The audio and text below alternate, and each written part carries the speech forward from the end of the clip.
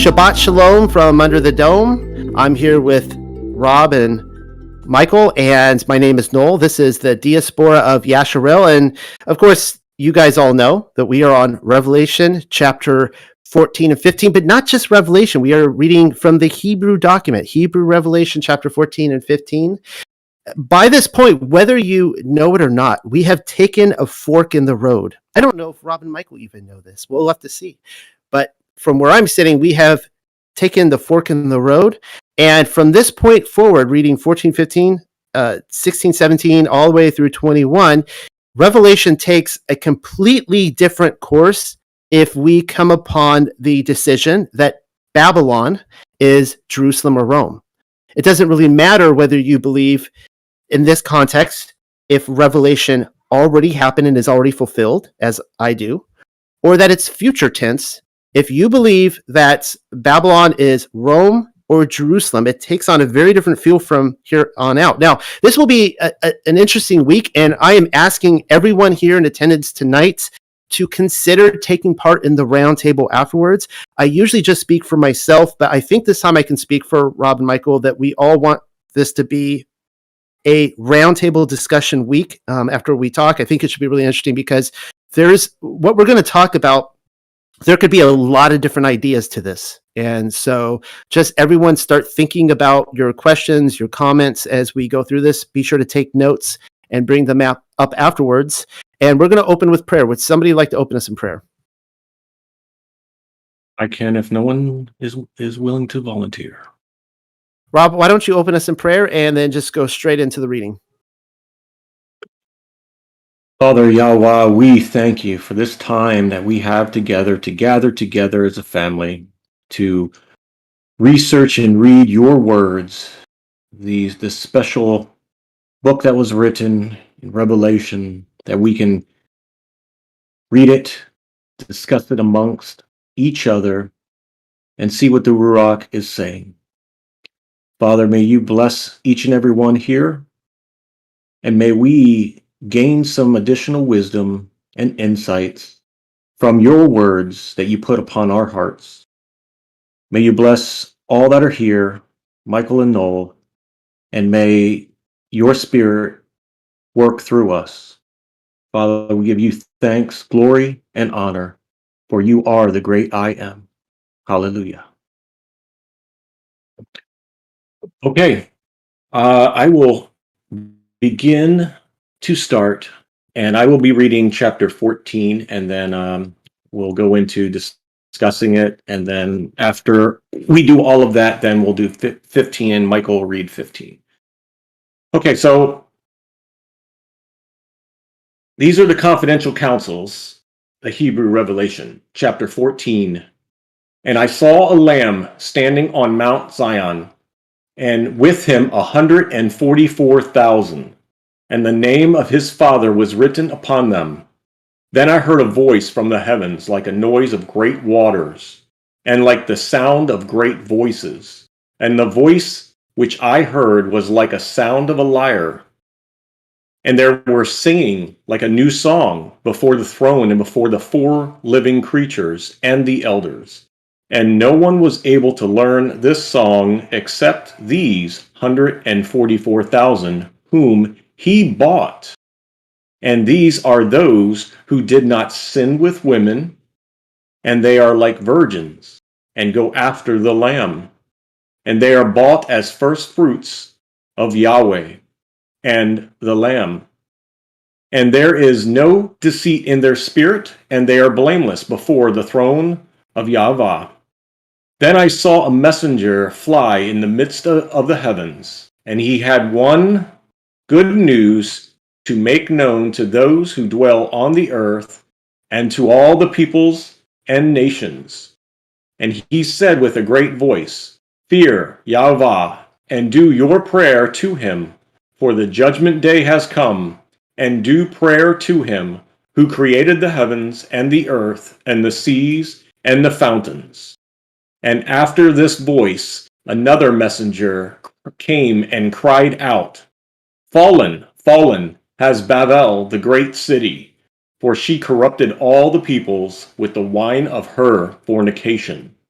And after this, the third messenger came and said with a great voice, if one does his prayer to the carved image and to the animal, and take the sign on his hand or on his forehead, this one will drink the wine of fury of Yahuwah, which is in the cup of fury, and he will be punished with fire and brimstone before his set-apart messengers and the Lamb.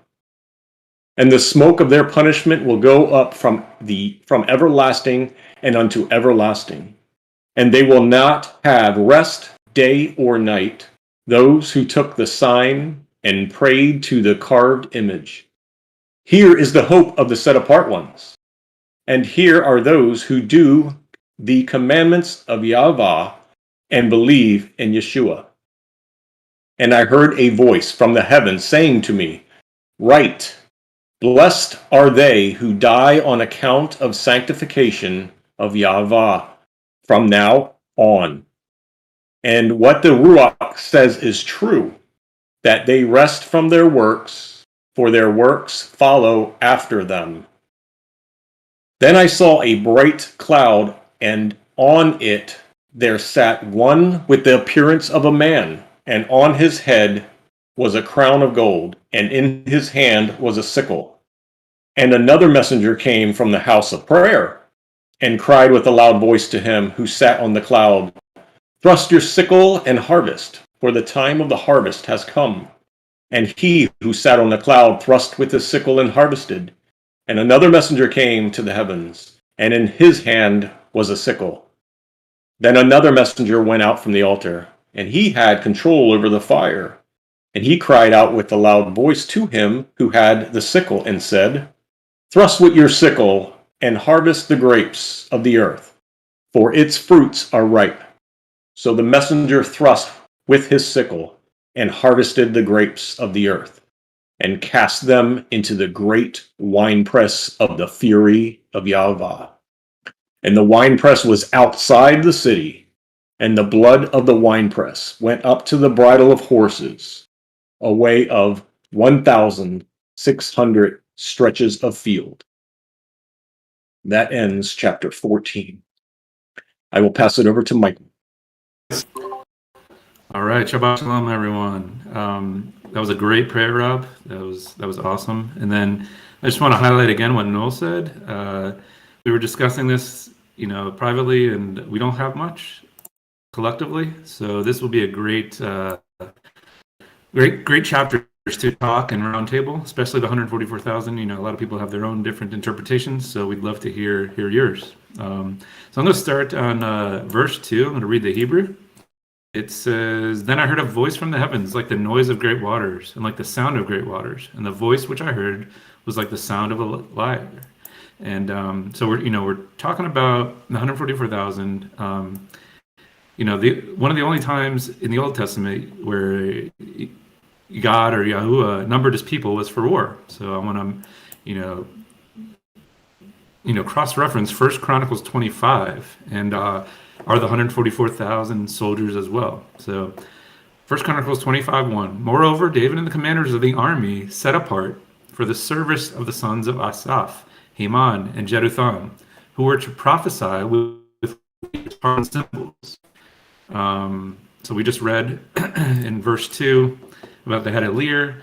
The previous, in verse 1, it talks about them being numbered.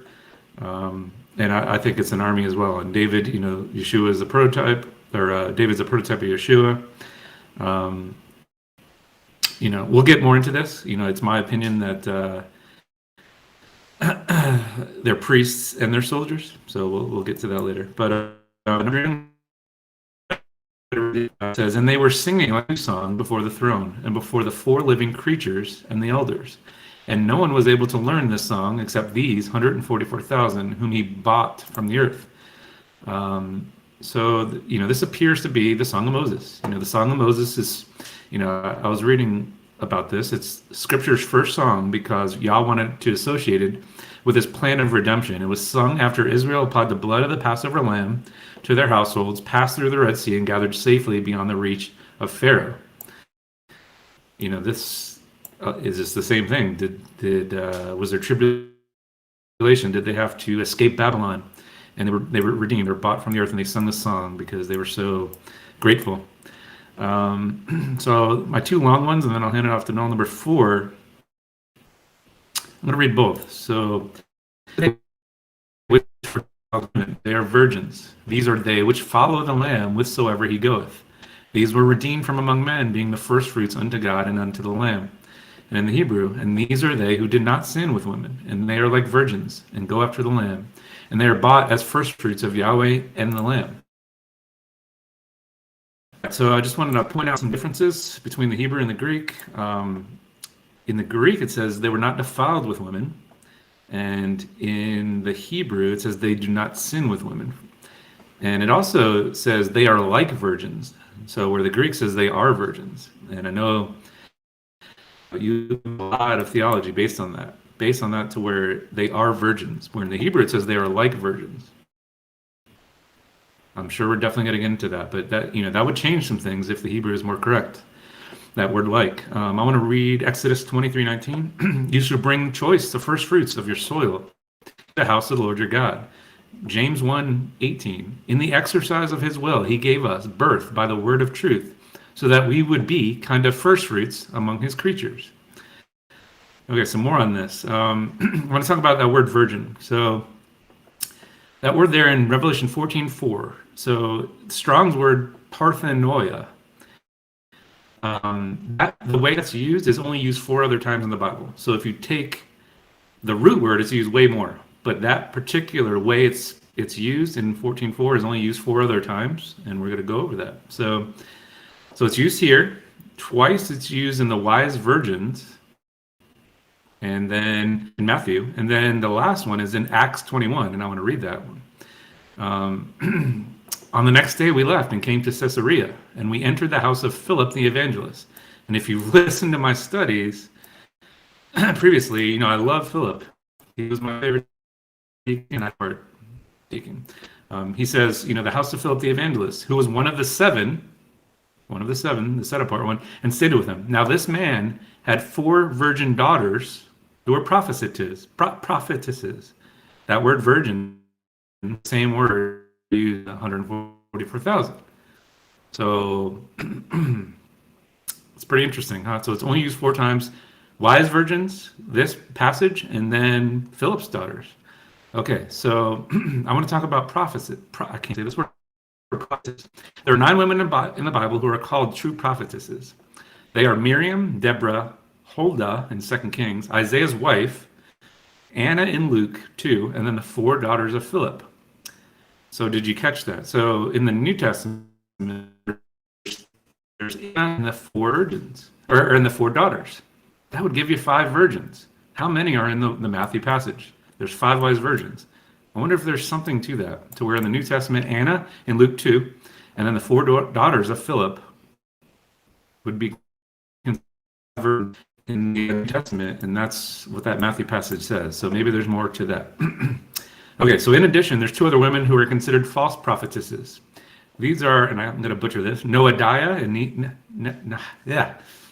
Nehemiah 6:14, and Jezebel, obviously in Revelation. These are false prophetesses. And then finally, and I'll hand it off to Noel here, I'm going to read 5. Read both. And in their mouth was found no guile, for they are without fault before the throne of God. And in the Hebrew, and there is no deceit in their spirit, and they are blameless before the throne of Yahweh. All right, so I'll start with a few cross references. Shocking. So Psalms 32:2. How blessed is a person whose guilt the Lord does not take into account, and in whose spirit there is no deceit. And then, this also, and I'm going to talk more about it, reminds me of Isaiah 53. So Isaiah 53:10. But the Lord desired to crush him, causing him grief. If he renders himself as a guilt offering, he will see his offspring. He will prolong his days, and the good pleasure of the Lord will prosper in his hand. Okay, so Yeshua was a guilt offering, and I want to talk more about that type of offering. So the word for that is asham. It means guilt, fault, blame, responsibility for sinful actions. So a guilt offering, possibly this word can apply to the actions for which one is guilty, trespass, offense. Asham appears to be for guilt, blame, or responsibility for sin, rather than for the sin or transgression itself. This in mind is key to understanding this word. This is particularly important in Isaiah 53, where Yeshua takes our guilt on himself. He does not take the actual sin upon himself, but the guilt for the sins. So Yeshua didn't commit any sins. However, he took upon himself the blame, the guilt, the responsibility for those sins, and he became our sin offering, where the guilt for the sins becomes the offering for the sin. Okay. And First Peter talks about he bore our sins in his body on the cross.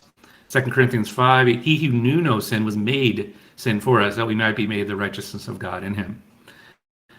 I'm going to split it up here. I hope you enjoyed that, and I'll hand off to Noel for commentary. So you think they're soldiers, huh? You're going that route. I see how this is. Okay. Well, Michael covered a couple things on the first fruits. I think Michael read from Exodus 23:19 through 20. And just in case he didn't, let me just type this in here so you guys can all see this, because I think this is really interesting. Let's see what BibleBot comes up with.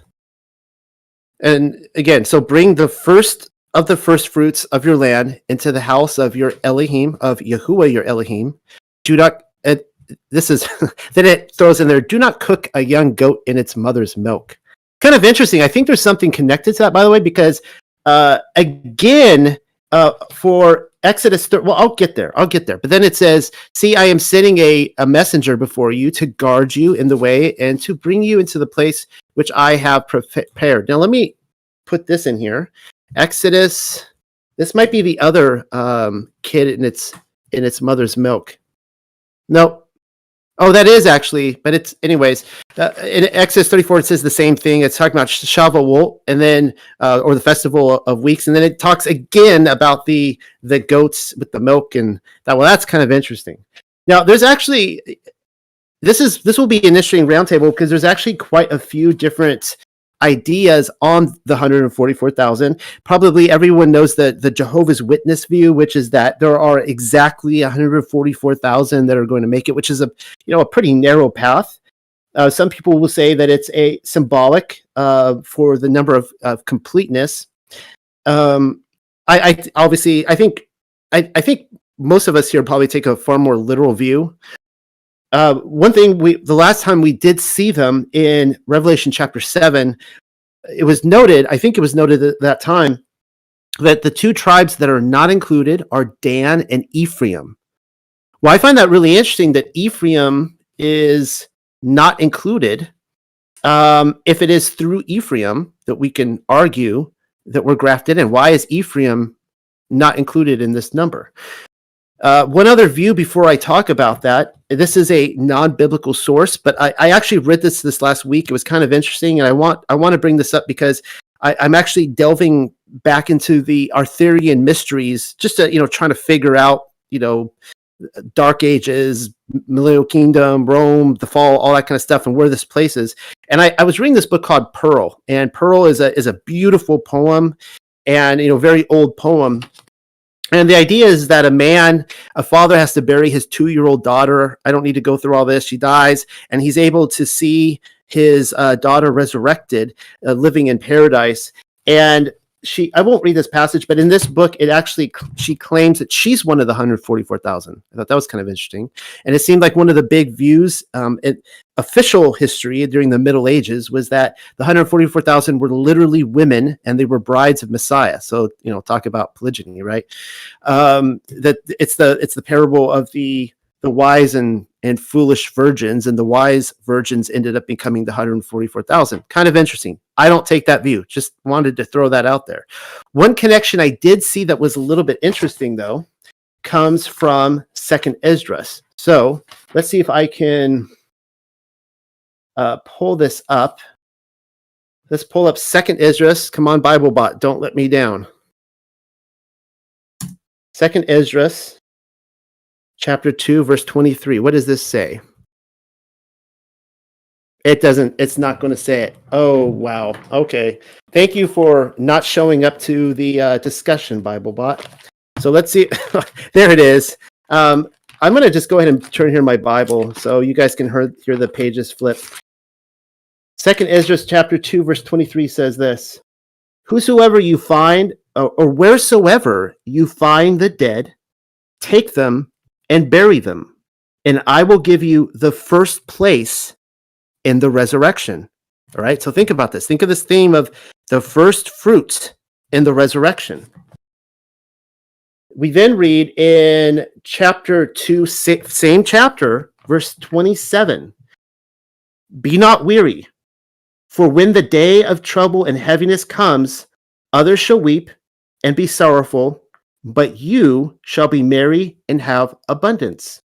The heathen shall envy you, but they shall be able to do nothing against you, says Yahuwah.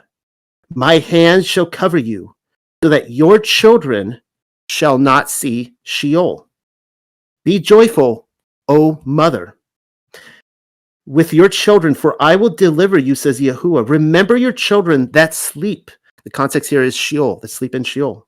For I shall bring them out of the sides of the earth, and shall mercy unto them, for I am merciful, says Yahuwah Sabaoth. All right, so the context here is that Yahuwah is going to personally empty out Sheol. Now we saw, and also that not only would it be emptied out, that the children of Israel would no longer enter Sheol. The pagans and the goyim might go to Sheol, but the righteous, the set apart, the sons of Israel would be taken to paradise. We saw this in the Gospel of Nicodemus and some other sources where Yahusha personally did this. Now, I think it is interesting that right before that, the command is given that those who bury the dead will be given, the first fruit of the resurrection.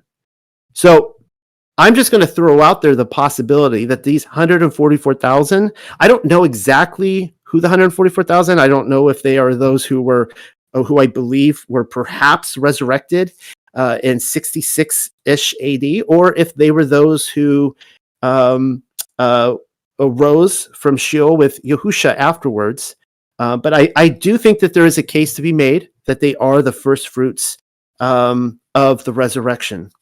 So, and they were, specifically chosen, as Michael pointed out, because of, their deeds, their purity, and so on and so forth. I have much more to say on this chapter, but turning it over back to you, Rob.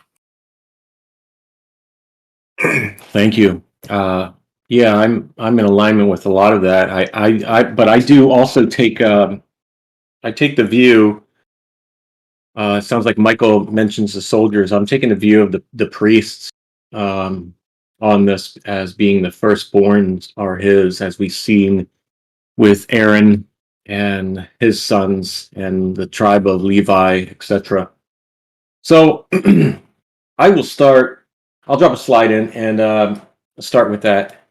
And what I'm going to read is regarding the first 5 verses on them. I'm sorry, it's not dropping here. See if I get it to work right. Okay. All right. So what I want to highlight here, I saw a lamb standing on the Mount Zion with 144,000, and the name of his father was written upon them. I color code these so if anyone's following along, they can relate to each colors stands for that particular idea or image, person, whatever may be referencing to that in that color, so you can follow along. So here we see some voices of a lyre, sound like a lyre, and they were singing this new song. And Michael touched on that with the Song of Moses. And what I want to point out is what I circled here, and with the 144,000, whom the Father bought from the earth, and that is key. This purchase transaction that is being mentioned here, because we see this throughout multiple scriptures of this type of transaction happening. And they who did not sin with women, and they are like virgins. And when I'm reading this like virgins, that would be like women are, in the scriptures are always referenced. The maidens always referenced as virgins. So it's usually always referencing to the women in that sense. So that's why I believe it's saying like virgins. So when someone's talking about a virgin, it's talking about a fair maiden, a woman who has not had fornication, etc. So that's where it's defining what it just said in that prior piece of the sentence. Who did not sin with women? So these men are virgins, and they go after the lamb, and they are bought as firstborn of Yahuwah and the lamb. So I'm going to talk about being bought as firstborn. And then I'm also going to talk about the next part where there is no deceit in their spirit and they are blameless. So it's describing this 144,000, and we'll talk about these 2 points on them so we can get a better understanding of who they are. So as I just read, they were bought as firstborn of Yahuwah. And I'm going to read from Exodus and Numbers. Exodus 13:13 and Numbers 3:13. Very interesting numbers. Every newborn opening the womb of a donkey you shall barter for sheep, but if you should not barter, you shall ransom it. So this is talking about a donkey. You're ransoming for it if you're not bartering with sheep. And then the second part here, every firstborn of man of your sons you shall ransom. Once again, another financial transaction term. Then in Numbers 3:13, because all the firstborn are mine, says Yahweh. For on the day that I smote all the firstborn in the land of Mitzrayim, I hallowed unto me all the firstborn in Yasharel, both man and beast. Mine shall they be. I am Yahuwah. So here we see that the firstborn, every firstborn of man, of your sons, so it's specifically talking about Israel, he is ransoming. So he is purchasing them for him specifically, and that's where we see this 144,000.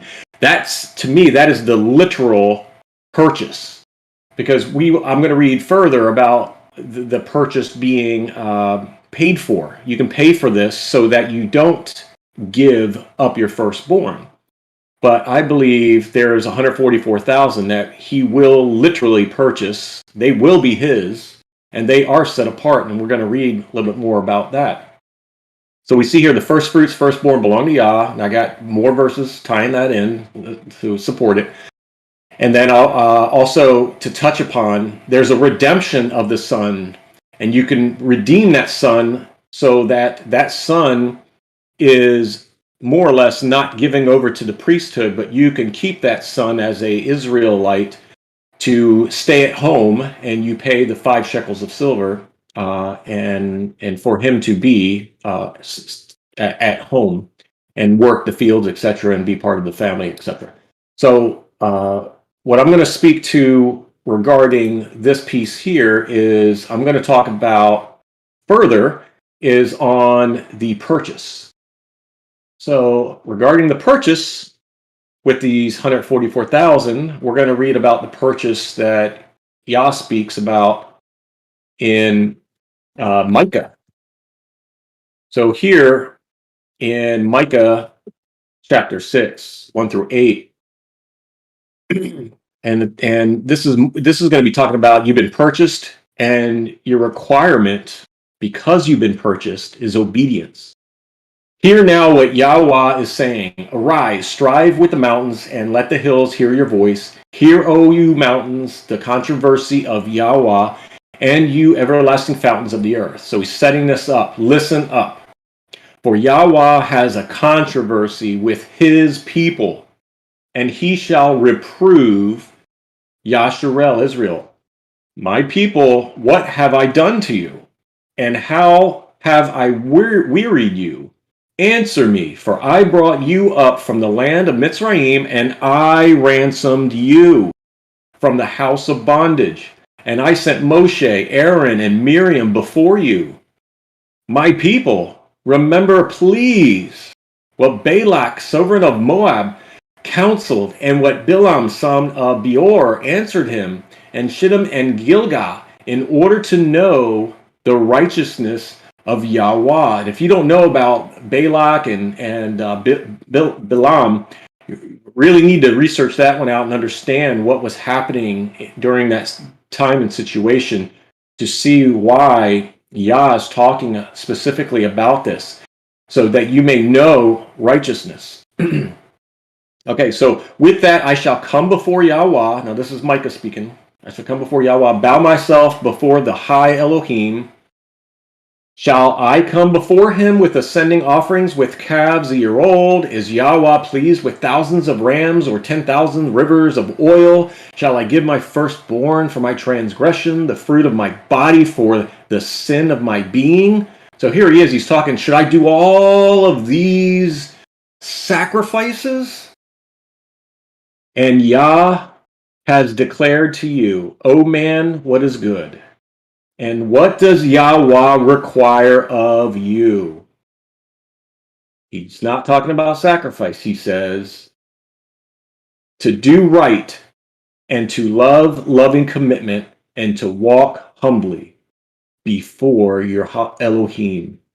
So that's what he's requiring us. He purchased us, and the requirement from that purchase, what we do is do right, loving commitments, and walk humbly.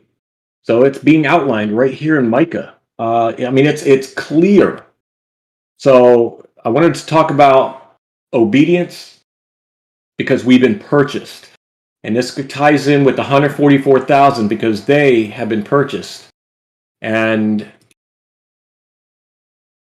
so because they've been purchased, and like I said, I believe literally they've been specifically selected, whether it's throughout time, 144,000 specifically, where like that one is mine and that one is mine, etc., until they all are sealed with his name on them. And then once they're all sealed, then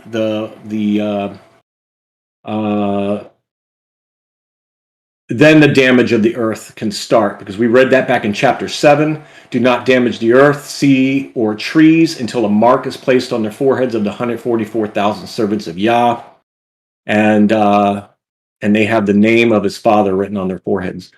So that I wanted to talk about as far as them being firstborn and then being purchased. Then the second part, talking about there's no deceit in their spirit, and they are blameless. All right, so I know Michael read one of these, Psalms 32:2. Blessed is the man to whom Yahuwah imputes no iniquity, and in whose spirit there is no deceit. So this is a definition of the 144,000, whose spirit there is no deceit. Blessed be that man who imputes no iniquity. So that person is imputing no sin. He's walking righteously. So this is defining what that no deceit, that spirit no deceit is. He who practices deceit does not dwell in my house. This is Yah speaking. He who speaks lies does not stand in my presence. Psalms 101:7. So another defining piece, that you will not dwell in his house, and you will not even stand in his presence. Practicing deceit, period. Then Psalm 119:1, Aleph. Blessed are those whose way is blameless, who walk in the Torah of Yahuwah. Here's another defining piece of the 144,000. They are blameless. Their way is blameless because they walk in the Torah of Yahuwah. And Psalm 106:3. Blessed are they that guard judgment, and he that does righteousness at all times. So we see here the 144,000, they were handpicked, if you will, by Yah to be his for their pure righteousness. They were committed in it. They were not defiled with women. They were, let's just put it this way. They were pure for him and lived for him, and they walked righteously for him. So that's what this 144,000 is that I wanted to define and show. So that way, if we roundtable this, that's my view. I believe that's who they are. I got more on the three angels next. I guess you want me to continue or pass that over from to Michael? Pass. Continue, Michael or Noel? Yeah, let's round. I mean, I got more. Okay, then I'll pass it over to you then. Thanks. All right. So on a little bit of an audible, and I'm gonna because I want to explain my position a little bit more. So I do believe they're warrior priests, like the Levites were for sure, and I'm going to give some examples of both. So the infamous post-tribulation verse that everybody likes to throw at us, Matthew 24:31, and he shall send his angels with a great, which is really messengers, with a great sound of a trumpet, and they shall gather together his elect from the four winds, from one end of heaven to the other. So I just want to highlight here, his messengers have a trumpet, gather the elect. Okay, so I like to use this one, but Jeremiah 31:8 in the LXX, behold, I bring them from the north and will gather them from the end of the earth to the feast of the Passover. And the people shall beget a great multitude, and they shall return hither. The reason why I wanted to bring that one out is because the feast of the Passover, it literally says that's when he's gathering it. But it also says the multitude. And I want to show you who I think is gathering the multitude. So Numbers 10:8, the sons of Aaron, the priests, shall blow the trumpets, and these shall be to you as an ordinance forever throughout your generations. When you go in your land against the enemy who oppresses you, then you should sound an alarm with the trumpets, and you will be remembered before the Lord your God, and you will be saved from your enemies. Very similar to Matthew 24:31. The priests or the messengers blow the trumpets, and then they gather the others, the multitude, the elect from their enemies. They are the 144,000. They're the ones who are the warriors, and then also the priests, just like Aaron did in Numbers 10:8 and 9. They're the ones blowing the trumpets, saving the elect, saving the flesh. Time had to be cut short to save the flesh. The 144,000 are the ones doing that. And here's another one, Isaiah 1:26. I love this one. And I will restore thy judges as at the first, and thy counselors as at the beginning. Afterward, thou shalt be called the city of righteousness, the faithful city. He's bringing the judges and the priests first, in my opinion. But they also are warriors. So I just wanted to point that out before I get going here.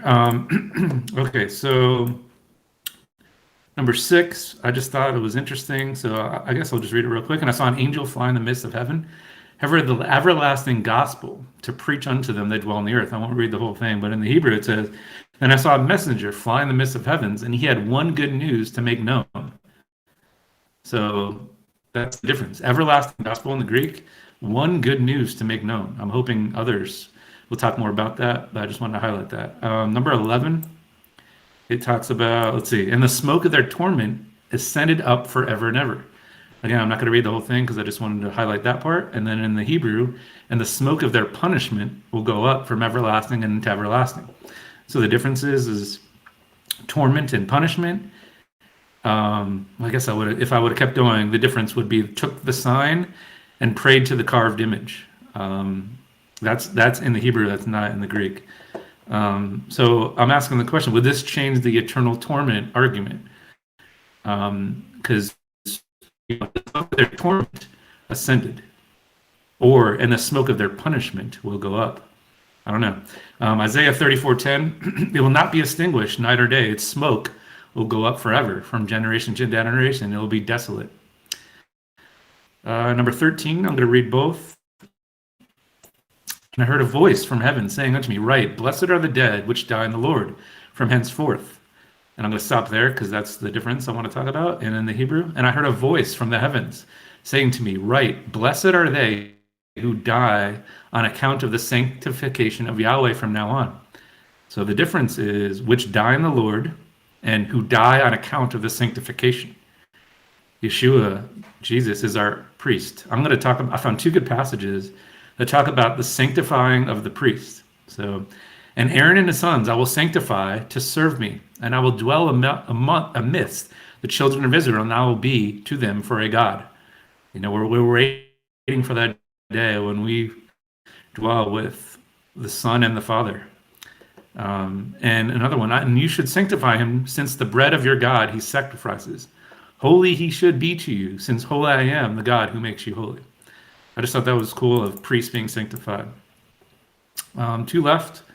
Number 15, I'm going to read the Hebrew. And another messenger came from the house of prayer and cried with a loud voice to him who sat on the cloud, thrust with your sickle and harvest, for the time of the harvest has come.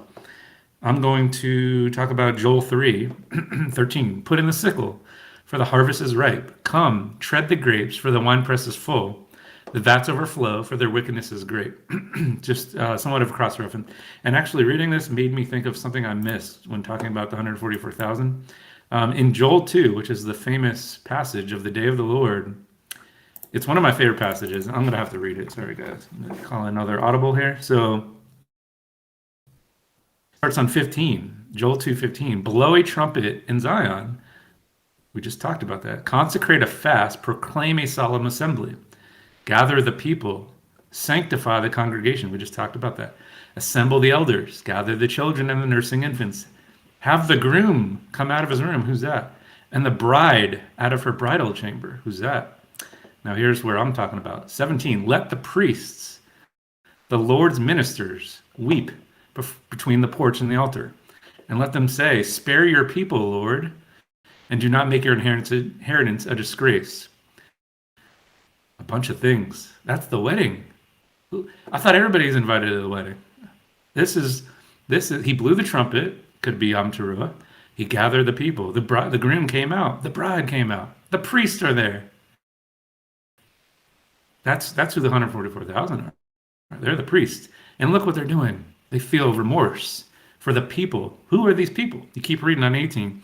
Then the Lord will be zealous for his land and will have compassion for his people. The Lord will answer and say to his people, behold, I'm going to send you new grain, new wine, and oil. And you will be satisfied in full with them. And I will never again make you a disgrace among the nations. And it keeps going. That's, I used to, I don't know what, I used to make the claim that's a pre-trib verse right there. Who are these people not invited to the wedding? That's the multitude. That's the 144,000 having, like mercy on the others and telling the bride or telling the groom, go save your people. You could also make it a post-mill possible verse there as well. But the point I wanted to point there is Joel 2, day of the Lord. Who are these priests? These aren't angels. These are priests. In the wedding, the groom and bride came out. So, all right, one last thing, and I'll hand it off to Noel. Number 20, I will read the Hebrew. And the winepress was outside the city, and the blood of the winepress went up to the bridle of the horses.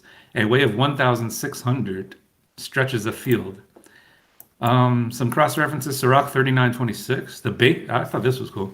The basic necessities of human life are water and fire, and iron and salt, and wheat and flour, and milk and honey, the blood of the grapes, and oil and clothing. And 1 Maccabees 6:34. They made the elephants drunk on the juice of grapes and mulberries to get them ready to fight. And I guess I won't read the last one, it's long, but that's what I have for Revelation 14, off to Noel. That was a lot of good stuff. I'm actually glad you brought up the smoke of their punishments in verse 11. For those of you who've been around for the last several years, if you've been around that long, my segue into Torah was speaking on what we call soul sleep, and that eternal torment is a Greek ideal, not biblical. And one of the verses I like to turn to that speaks on this comes from Genesis chapter 19, verse 28. And the context here is that Abraham has just spoken with the messengers, the angels, the day before. And, he did that whole like bartering, thing, trying to spare Sodom and Gomorrah. And so he's sleeping at night. And the first thing he does when he wakes up, he rushes over to his view of Sodom and Gomorrah. And it says, he looked toward Sodom and Gomorrah and toward all the land of the plain, and he saw, and behold, the smoke of the land which went up like the smoke of a furnace. And I love that description there, because in Hebrew thinking, this idea of the smoke rising from a furnace is the picture of judgment and punishment and finality. Like these people in Sodom and Gomorrah, they were judged. They were, we don't know how long they were tormented as they were burning up. If it was instantaneous for some of them, others maybe a little bit longer, but they did burn up, and the smoke of their torment, or here we could say the smoke of their punishment, rises forever. And one of the ways to think about smoke rising forever, people would say, well, if it's forever, no, that must mean if there's smoke that's burning forever, they must be in this fire forever. Well, not necessarily. Death itself will be no more someday, so can't have that. And we read in Micah that it talks about like at the resurrection of like a calf being, leaping out of its stall. I gotta say, the most adorable thing the other day, I'm driving through Georgia, and we're driving past these back roads, and I think there were 4 of them, 4 little calves, like jumping up and down in a circle, and it was like there was probably a butterfly on one of their noses. Like, it was the most adorable thing you could imagine. But the picture is given that we will be like these young calves leaping from the stall over the ashes of Gehenna, like the ashes itself. We will prance on these ashes, that the fire will be no more, and the smoke does rise forever. Once you get to the highest heaven, I'm assuming there's no ceiling there at the top. That's my assumption. We don't really know, but it seems like, it's how high does the smoke rise? Probably forever. It just keeps going up and up and up and up and up. Now, before I do talk more about this section right here, before I forget, I want to point out in verse 8, it talks about the great city. I had started talking tonight saying that there's a fork in the road, and indeed there is. I was kind of trying to get Michael and Rob's view, and how they've felt about Babylon here, and just trying to figure this out. I have to admit, I'm undecided myself. I'm not sure how this is going to go. And what we have just seen in chapter 14 is that this is actually a segue. Like it's picking up some scenes we have seen in Revelation 7, but now we're segueing. Even 15 is just a continuation of 14, but it really leads into 16 and 17 and 18, where it gets really heated and intense, and Babel comes down. And so the question that we all have to ask is, it says right here, the great city. I actually took I was passing some notes with Ronit today to see how she reads it in the Hebrew. And she pointed out Jeremiah 22:8. So let's see what this says in BibleBot here. And it says, and many nations shall pass by this city. The context of this city here is Jerusalem, the judgment of Jerusalem. And they shall say to one another, what has Yahuwah done so to this great city? So there's another reference there to the great city, and it's Jerusalem. However, we also see in Jonah chapter 1, 3, and 4 that the great city is a reference to Nineveh. So again, which is it? Well, this is something we're going to have to kind of sit here the next couple weeks and try to figure out, because again, that changes a lot of the outcome of this book and how we see it on a timeline perspective. So what I specifically want to talk about here in chapter 14, I can't let this slide by. You guys all know my theme verse is Revelation 14:12. If anybody comes, it wants to teach here, if anyone wants to be an administrator, if anyone wants to write articles, this is the one thing I ask everybody to sign off on. And it says, in the Greek, here is the patience of the saints. Here are they that keep the commandments of Elohim and the faith of Yahuwah. Now, it actually says this 3 different times in Revelation, and we find out that those who keep the commandments or keep the Father's commands and the testimony of Yahuwah, it are those who Satan is at war with. He's not at war with anybody else. He's at war with those who keep the commands and the testimony. And also, that is the requirement of those who are written in the book of life. If you want to be written in the book of life, you got to keep the commands and the testimony of Yahuwah. Now, notice it doesn't say that he opens up the book of faith, the book of those who believed and had faith. And also notice to here that it is connected, that the testimony of Yahuwah, we all have to say, well, you just have to believe in Yahuwah. Well, what did he believe in? If we're holding his testimony, it's important to know what he believed in. They're connected. He believed in keeping the Father's commands. Now, one of the things that comes up, and I actually wrote down these verses this morning when we were, as a family, my wife and I and our children were going through our Torah portion, and we've given up trying to figure out, who's on what Torah portion, like whether we're a week ahead or behind or whatever. But we were reading through Exodus 31 through 34ish today, and this is Yahuwah on Mount Sinai, and he's speaking to the children of Israel. Now, this amazingly, what I'm about to read connects so well with verse 11 and 12. Here we go. And he's saying, "Speak thou also unto the children of Yasharel, saying, Verily, my Sabbaths ye shall keep.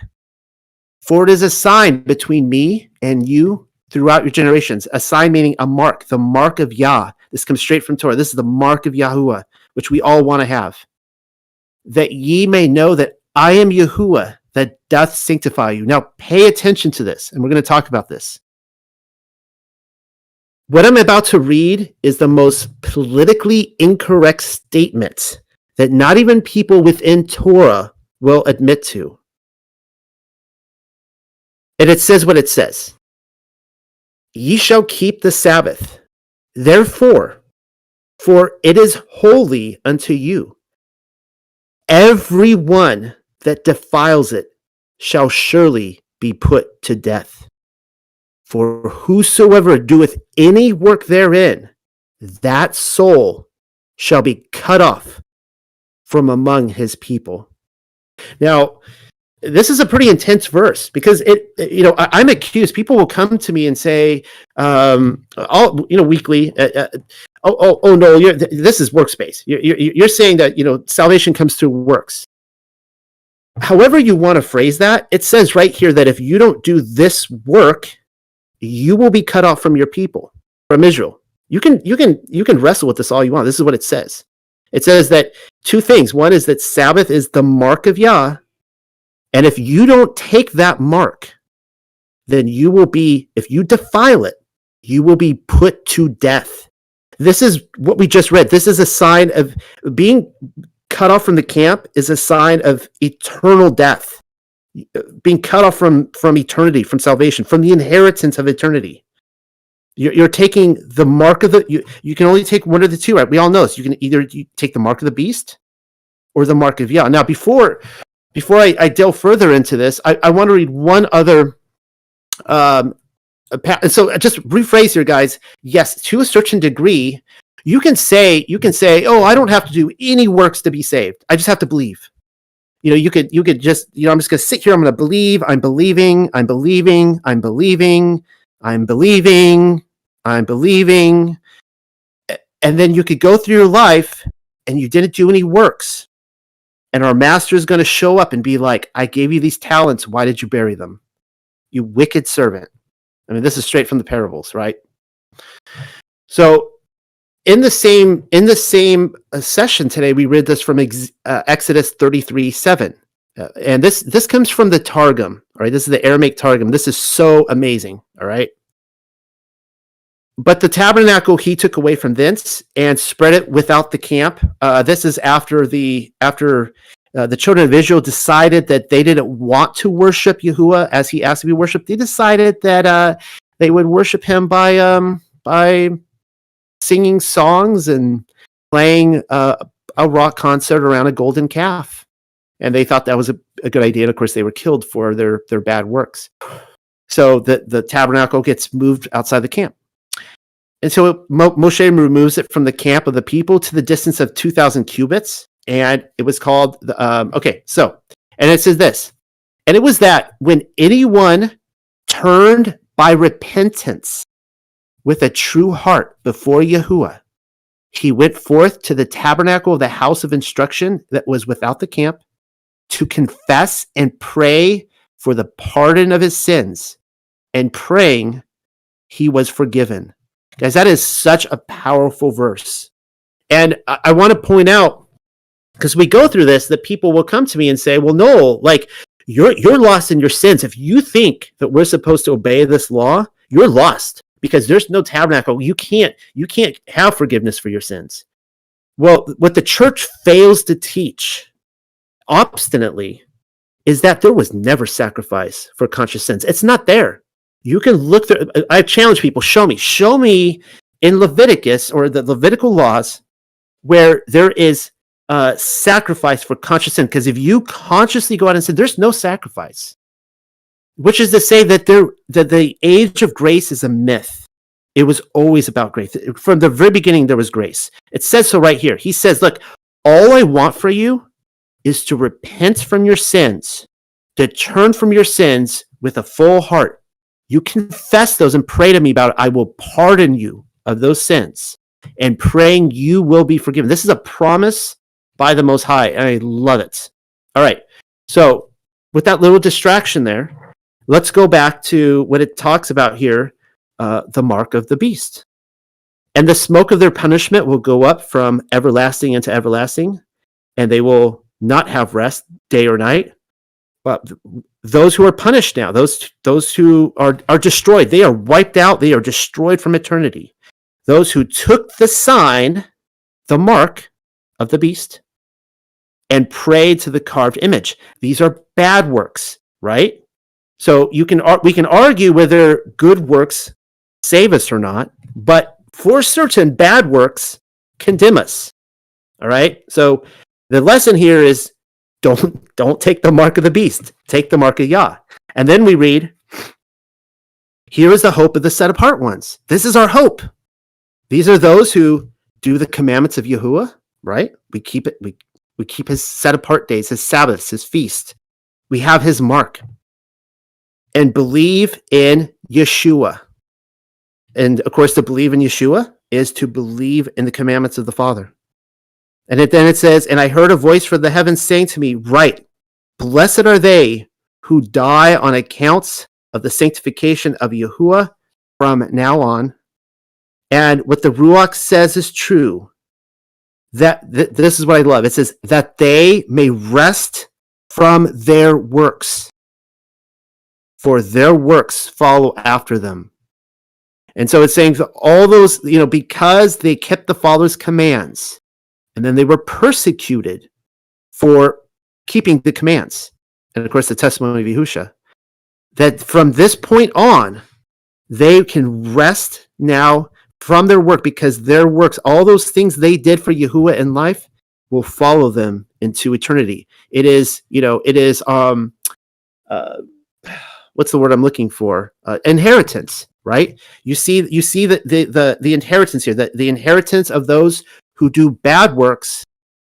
They receive everything in this life. They've cashed it in for a slice of the pie with Satan, and they're going to be thrown in the lake of fire with Satan. Those who obey Yahuwah here and are persecuted for it will be blessed in eternity. This is why this is such a pivotal verse for my entire ministry and what I stand for here. And that's all I think I have on this chapter. So back to you, Rob. Great stuff. I love some of the details you dug out there, and I'm going to touch on some of them myself.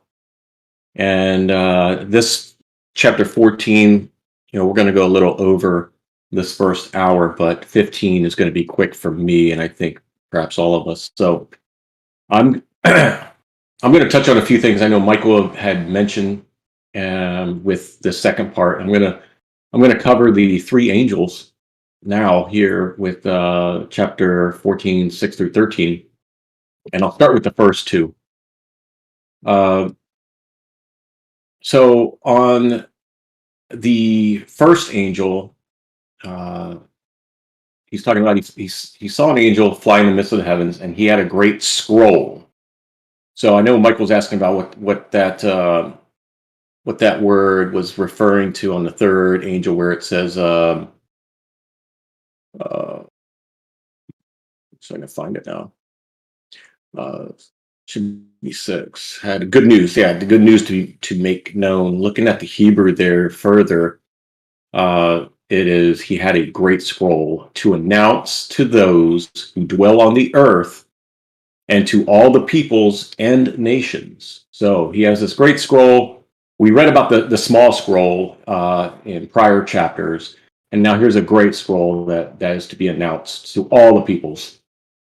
And he said with a great voice, and here's instructions. So we're being, the world is given instructions, and it says, fear Yahuwah and do your prayer to him. So this first angel message from the great scroll is fear Yah and do prayer to him. So here's the positive. For the judgment day has come, and do prayer to him who created the heavens and the earth and the sea and the wells. Okay? So there's the first is the warning that's being sent out. Then the second angel cries out, fallen, fallen has Babel the great city, for she silenced all the nations with the wine of her harlotry. And that was digging into the Hebrew. So if we read the Greek and the Hebrew written here, we have, where is it at? Babel. Okay. And after this, a voice, another message cried out, fallen, fallen has Babel, the great city, for she corrupted all the peoples. Well, looking into it further, it was, for she silenced all the nations with the wine of her harlotry. So looking into that Hebrew further, she silenced all the nations with the wine of her harlotry. And I picture the image of silence, meaning suppression of free speech, what information they're being given and told and shared, limiting what they can share. I mean, we're seeing all this right now. So whether all of this is played out once before, it's definitely playing out again when reviewing this.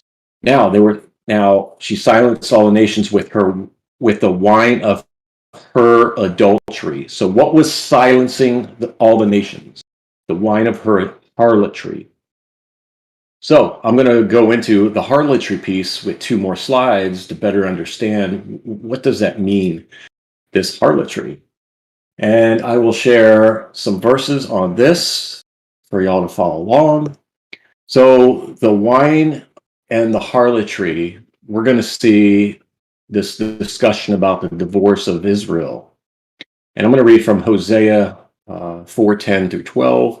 And they shall eat, but in no way should be filled up. They committed harlotry, and in no way should they be straightened, because they abandoned to watch for the Yahuwah. Harlotry and wine and new wine took the heart of my people. Okay, so it's telling us once again, the heart of his people, harlotry and wine and new wine took their hearts.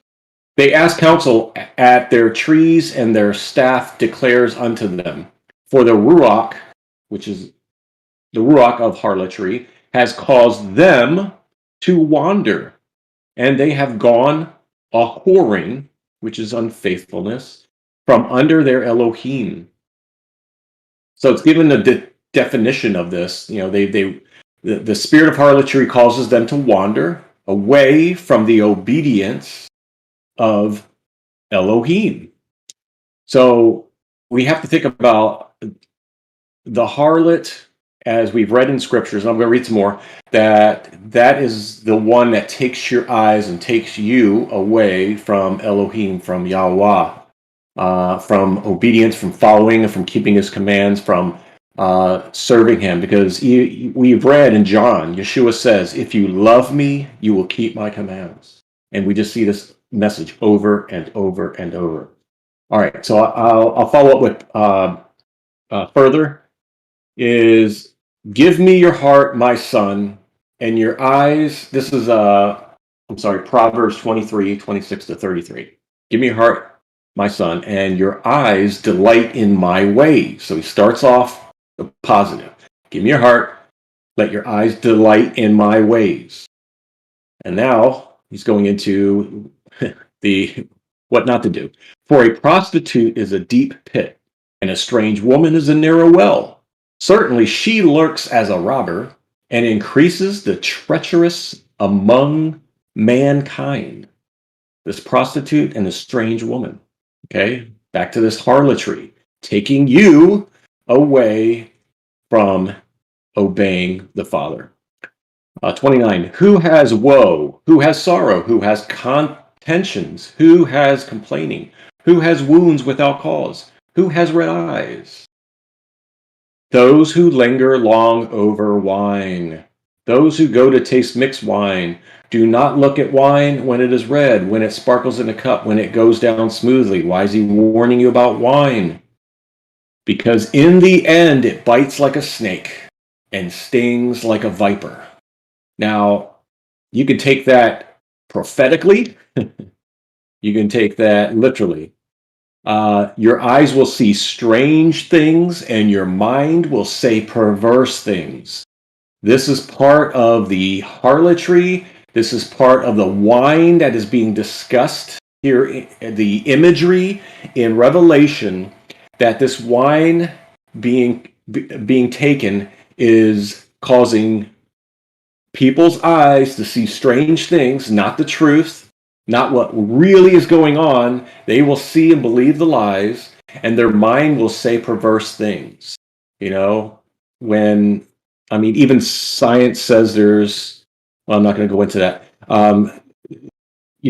Following this political correctness thing, their mind's going to go elsewhere. So here's those warnings. And those warnings are being spoken about in Revelation, and here's a definition of those with the harlotry and the wine of the harlot. All right, I will, and then I'm going to now further go on to the harlotry and what that caused Israel. And if you do not know this, definitely read and understand about this here in Jeremiah 3:1-10. If a husband should send away his wife, and she should go forth from him, and becomes to another man, shall by returning she return to him yet again? Rhetorical question. Shall not by defiling that woman be defiled? Let me read that again. Shall not by defiling that woman be defiled? But you fornicated with many shepherds, and you have returned to me, says Yahuwah. Lift your eyes unto the upright way, and see where you have not been defiled. You have sat upon the ways for them as a crowbar, having been made desolate, and defiled the land in your harlotries and in your evils. And you had many shepherds for your occasion for stumbling. The appearance of a harlot became to you. You cast shame to all. Was it not until now you called me even father and head of your virginity? Shall it abide into the eons? Or shall it be guarded for victory? Behold, you spoke and did these evils, and have prevailed? And Yahuwah said to me in those days of Josiah the king, you saw what the house of Israel did to me. She went upon every high mountain and underneath every tree of the woods, and she committed harlotry there. They were worshiping other gods. They were doing these strange things. They were not being obedient. And I said, after her committing harlotry, all these things, turn to me. And she turned not. Yah always gives a chance. And the covenant breaker Judah saw her breach the contract, and I beheld, for on account of all of which she was overtaken by them, the house of Israel committed adultery. And I sent her out and gave her a scroll certificate of divorce into her hands, that the covenant breaker Judah feared not, and went and committed harlotry even herself. And her harlotry was nothing to her, and she committed adultery with the wood and the stone. And in all these things, the covenant breaker Judah turned not to me and her whole heart, and turned not to me with her whole heart, but with a lie.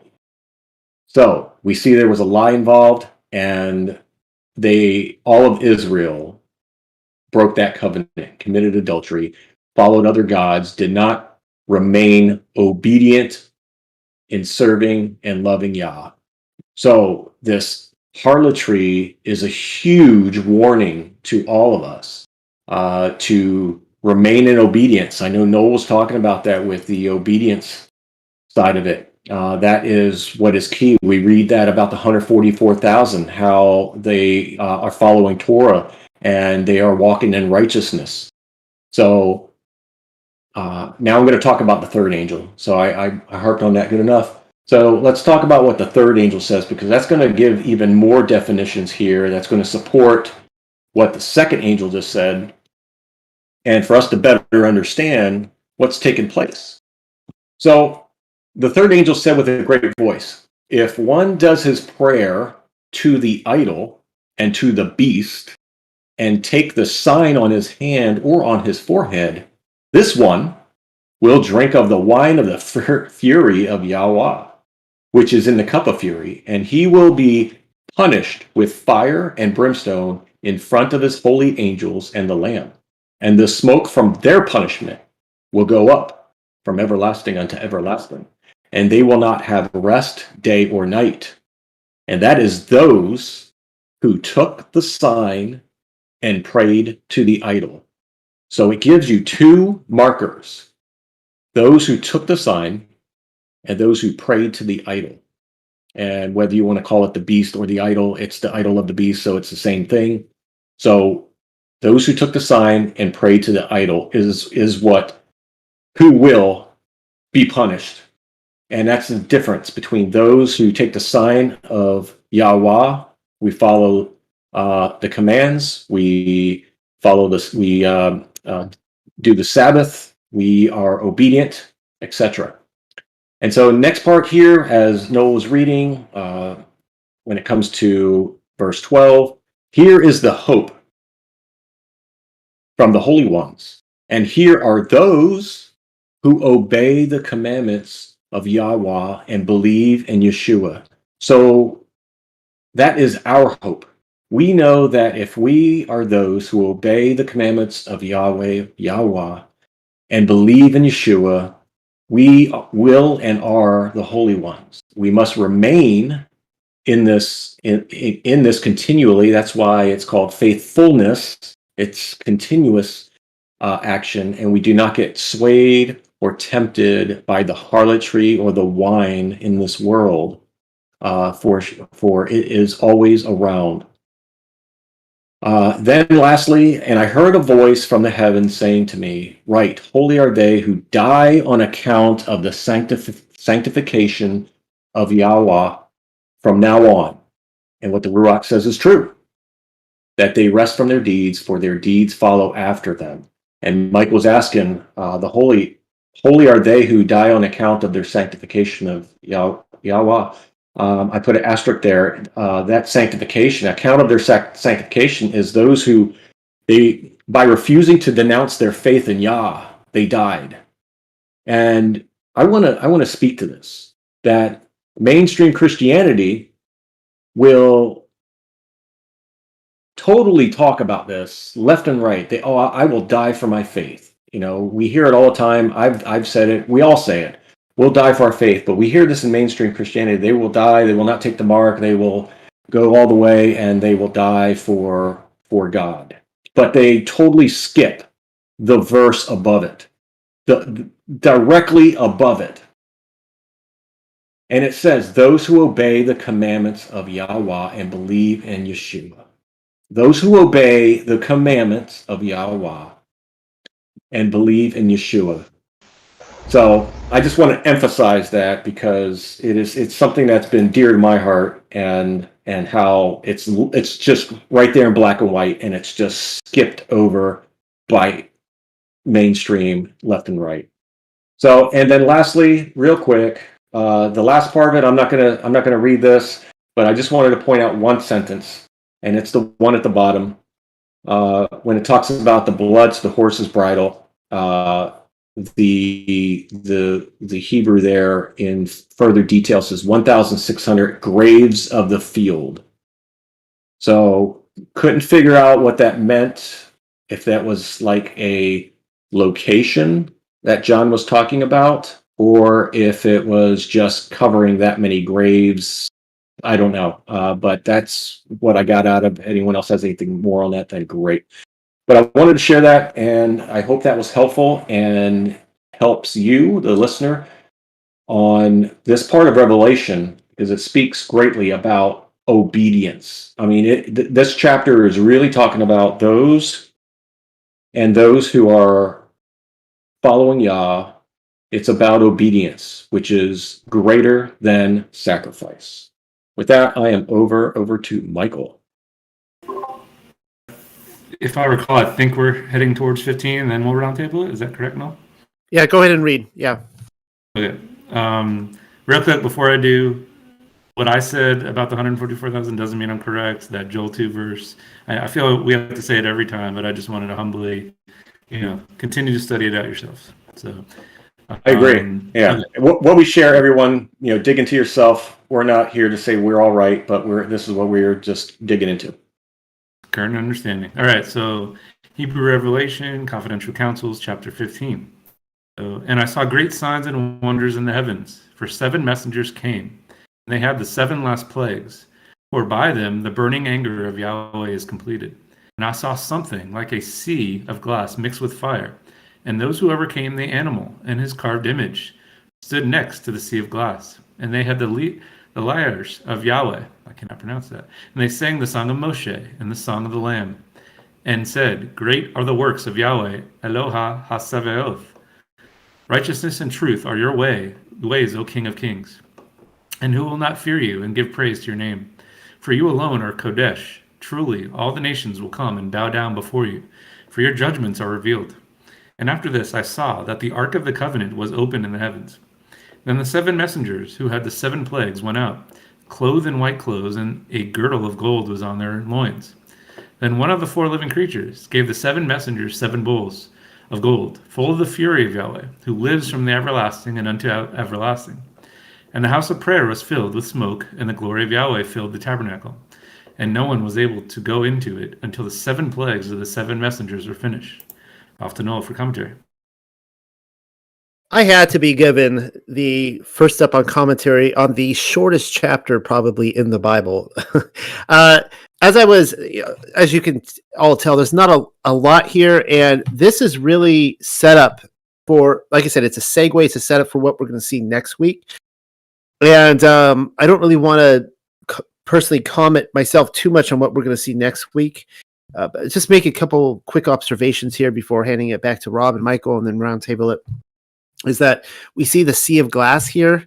And as you guys know, I like to always reference, extra biblical books. And this is interesting because here in Revelation, we see the sea of glass ending it. And in the book of First Adam and Eve, which takes us back to the very beginning, we see the sea of glass. If anyone attended my baptism, there's a few people here who were a part of the baptism last August. I talked a lot about this and about how the sea of glass that we're seeing is actually a baptismal spot, that when they pass over into eternity, when the set apart are resurrected and they're given their immortal bodies, they are baptized into the sea of glass. So it's kind of interesting to see them standing before it. And this is what we read. On the 3rd day, Elohim planted the garden in the east of the earth, on the border of the world eastward, beyond which, toward the sun rising, one finds nothing but water. that encompasses the whole world and reaches into the borders of heaven. And to the north of the garden there is a sea of wafer, clear and pure to the taste, like unto nothing else, so that through the clearness thereof one may look into the depths of the earth. So you can actually look down and see the depths of the earth. That's how clear it is. Let's see. Oh, and let's see. No, what chapter and verse did you just read? I'm in chapter 1 of first Adam and Eve. Thank you. And when a man washes himself in it, becomes clean of the cleanness thereof, and white of its whiteness, even if he were dark. And Elohim created the sea of his own good pleasure, for he knew what would come of the man he should make, so that after he had left the garden on account of his transgression, men should be born in the earth, from among whom righteous ones should die. Let's see. Let's see. Oh, okay. Let's see. I think this is it here. But when Elohim made Adam go out of the garden, he did not place him on the border of it northward, lest he should draw near to the sea of water. And he had Eve wash themselves in it, be cleansed from their sins, forget their transgressions they had committed, and he no longer reminded of it, and be no longer reminded of it in the thoughts of their punishment. So that's kind of interesting. And then we see a prophecy that when he finally resurrects them, that he will let them bathe in this water. The last observation I wanted to make is that we see an interesting introduction of the Ark of the Testimony, or Ark of the Covenant. Now, what I'm trying to figure out is if this is a separate ark that was in the earthly temple, like if there is an Ark of the Testimony in heaven, or if this is literally the missing Ark of the Covenant, because the last time we saw mention of it was in 2 Baruch chapter 6, verses 6 through 10. I'm not going to read that. You can turn there, 2 Baruch chapter 6. And it talks about how the command was given to the angels before the angels let the Babylonians come in to destroy the temple and burn it, that the angels actually took out the Ark of the Covenant and they hid it in the earth. And the command was given to the earth that it would be hidden until Ron Wyatt discovered it. No, actually, no, it would be hidden until the very end and that nobody would find it. So it's kind of interesting that maybe I don't know what Rob and Michael you think, or anybody else. Maybe that's just a talking point. Is this the actual ark, or is this just has it been taken to heaven at this point, or is this just a separate ark that is in the temple in heaven? Anyways, I think back to you, Rob. All right. A couple things I'll point out. I only have one slide on this, but a couple things I want to point out is the sea of glass. I like that you mentioned that, the sea of glass mixed with fire, because we talked about being baptized in water and fire, and this is what that is when eternity with I believe this is part of that what's the word, ritual or procedure that will take place once the law's written on the hearts permanently. I think that will, at least in my opinion, will be part of what that is, being baptized in that water. And I also want to talk about here is those who overcame the beast and the idol. It looks like they are those who had lyres of Yahweh, and they sang the song of Moshe, the song of the Lamb. So I don't know if this song is the same as the 144,000, or if it's just specifically the song of Moshe. I know Michael mentioned the song of Moshe, but I wasn't sure if it was defined by the 144, if that is the same one or not. And then what's interesting here is that what we're starting to see is a description of what is being seen in chapter 15. I believe we've read already parts of what takes place after this and before this so far. And we see some descriptors like the 7 messengers came. Well, we read about the 7 messengers in Revelation 1, chapter verse 16, and I think it was 20, about the 7 stars, who they were. They were the messengers or angels. And we see that when this Ark of the Covenant was opened, that's when it seems that things start to take place and move forward. So I didn't have anything specific I want to talk about, but what I'll drop in is some keys that I've been keeping and saving as we're going through Revelation, and perhaps you can use this as a key in the next few chapters we're going to read. So when we read about these seven messengers, or we read about the elders, or the menorah, or the ruach, the fire pans, the crystal glass, and the living creatures and elders, just keep note of these things. So with that, I will pass it over to Michael and see what he has to share. Alrighty, I don't have much either. Just some cross references and a cool thing on number 1. So read the Hebrew, and I saw great signs and wonders in the heavens, for 7 messengers came, and they had the 7 last plagues, for by them the burning anger of Yahweh is completed. Leviticus 26:21 talks about the plagues, and that yet if you show hostility towards me and are willing to obey me, I will increase the plague on you 7 times according to your sin. What is sin? Okay, so we know what it is in the Old Testament. I would say it's literal, right? Literal plagues. I want to talk about the actual word in the New Testament. So Strong's 4127, plague, P-L-E-G-E. The definition is a blow, a wound, a blow, a stripe, a wound, an affliction, plague. Okay, so besides Revelation, it's used twice as plagues in the New Testament. So again, maybe not the root word might be used more, but the way it's used in this verse is only used twice. Luke and Acts. So Luke 10:30. Yeshua replied and said, a man was going down from Jerusalem to Jericho, and he encountered robbers, and they stripped him and beat him and went away, leaving him half dead. It's just a robbery, huh? Stripped him and beat him. Acts 16:23. When they struck them with many blows, that's the same word, they threw them into prison, commanding the jailer to guard them securely. So our resident Greek scholar Andy's in the chat. Maybe when we open it up, he can talk more about it. But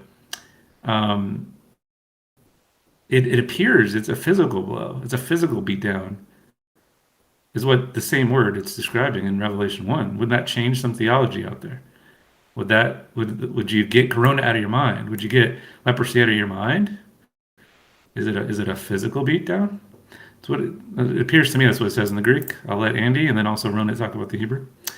Number 2, read the Hebrew, and I saw something like a sea of glass mixed with fire, and those who overcame the animal and his carved image stood next to the sea of glass, and they had leaders of Yahweh. So the sea of glass, I want to talk about that. It's the representation of worship, as the temple had the bronze sea, referring to the basin in the heavenly temple, which was to be used for Israelite priests to wash their hands and feet when they entered the sanctuary.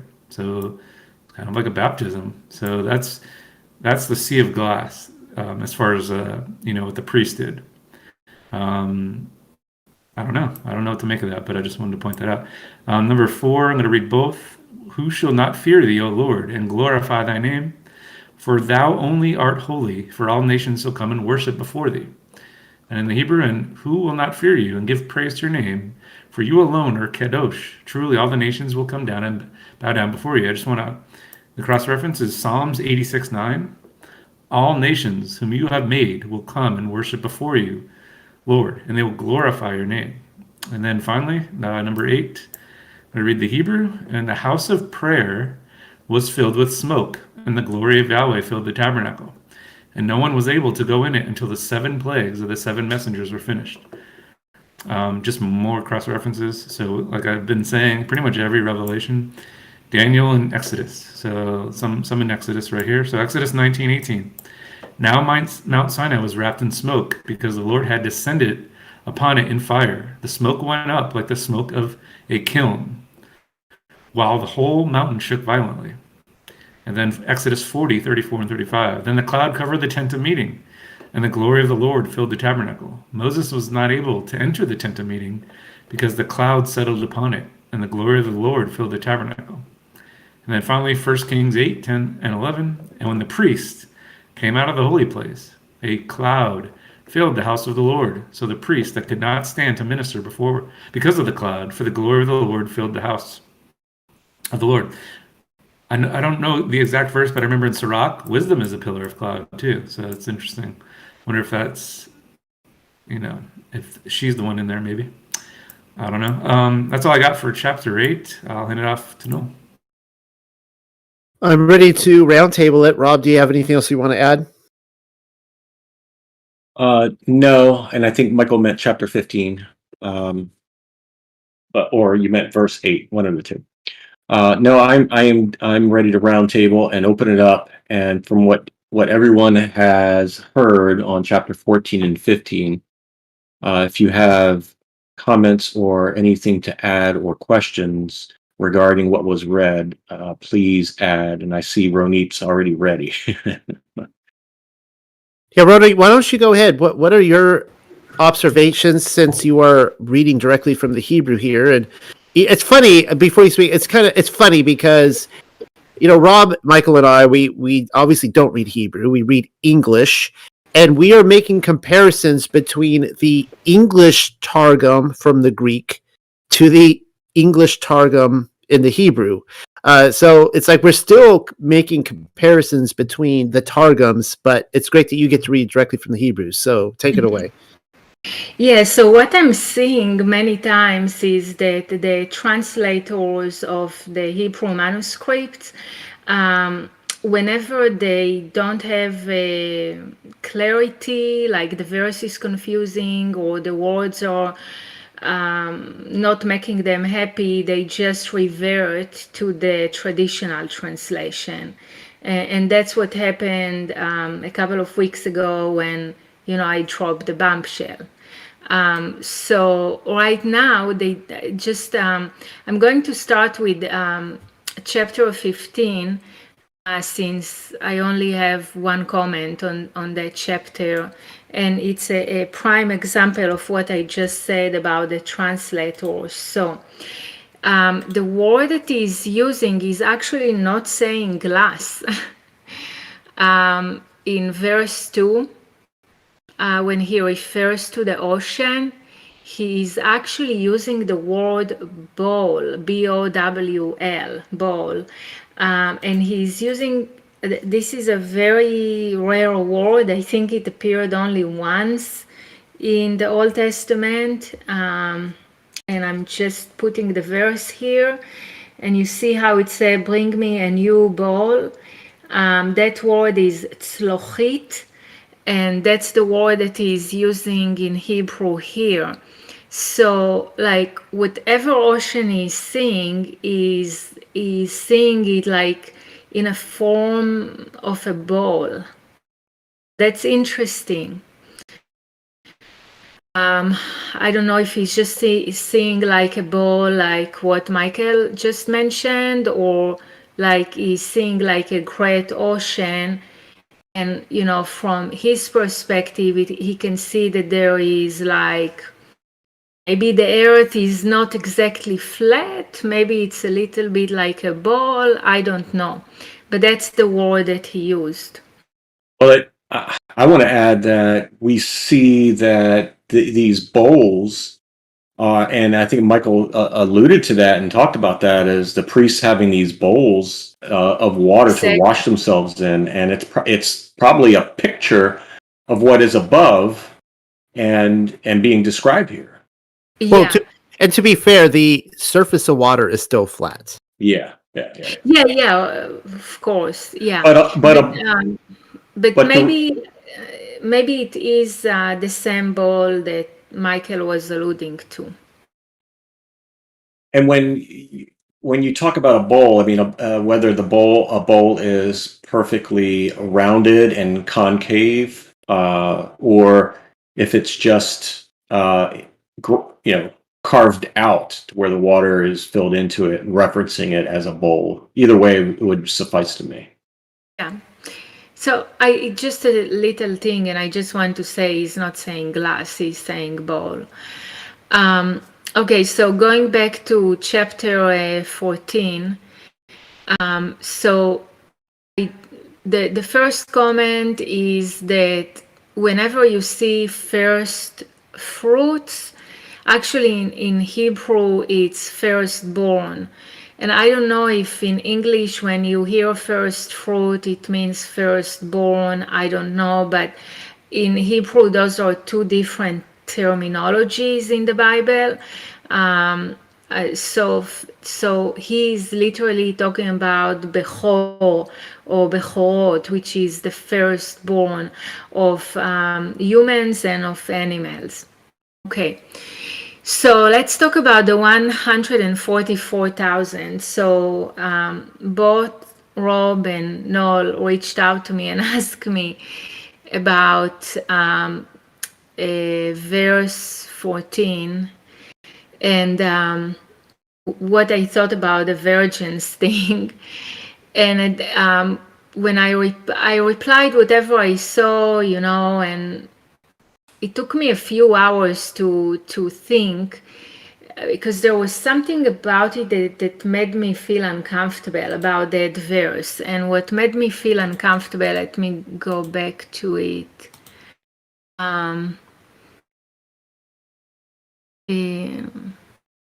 Sorry, it's not 14. Why am I saying 14?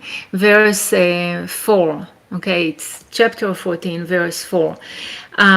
So when he said that they haven't sinned in women, then one word is kind of like erased in the manuscript, and the translator added whatever made sense to them, but in the manuscript it's missing, and then it says like virgins. What bothered me is the fact that he's alluding that if a man has a relationship with a woman, then it's a sin. I mean, it didn't. I just didn't feel comfortable about it because when you look in the Old Testament. Most of the relationships are blessed relationships, and we are supposed to have a fruitful relationship, and it's not considered a sin. So that really bothered me. So then I went digging and hunting for verses. And the picture that I got is very similar to what Michael understood of those verses. So let me share a few quotes and read them to you with you. So the first one is from Numbers 3. And Yah spoke to Moshe, saying, Now look, I myself have taken the Levites from among the children of Israel instead of every firstborn who opens the womb among the children of Israel, and the Levites shall be mine. Okay, so here Yah is declaring the Levites are mine. Which is, it goes very well with the verses of Revelation where John says that they belong, they were purchased, bought, ransomed by Yah. And then the next verse from Deuteronomy 10.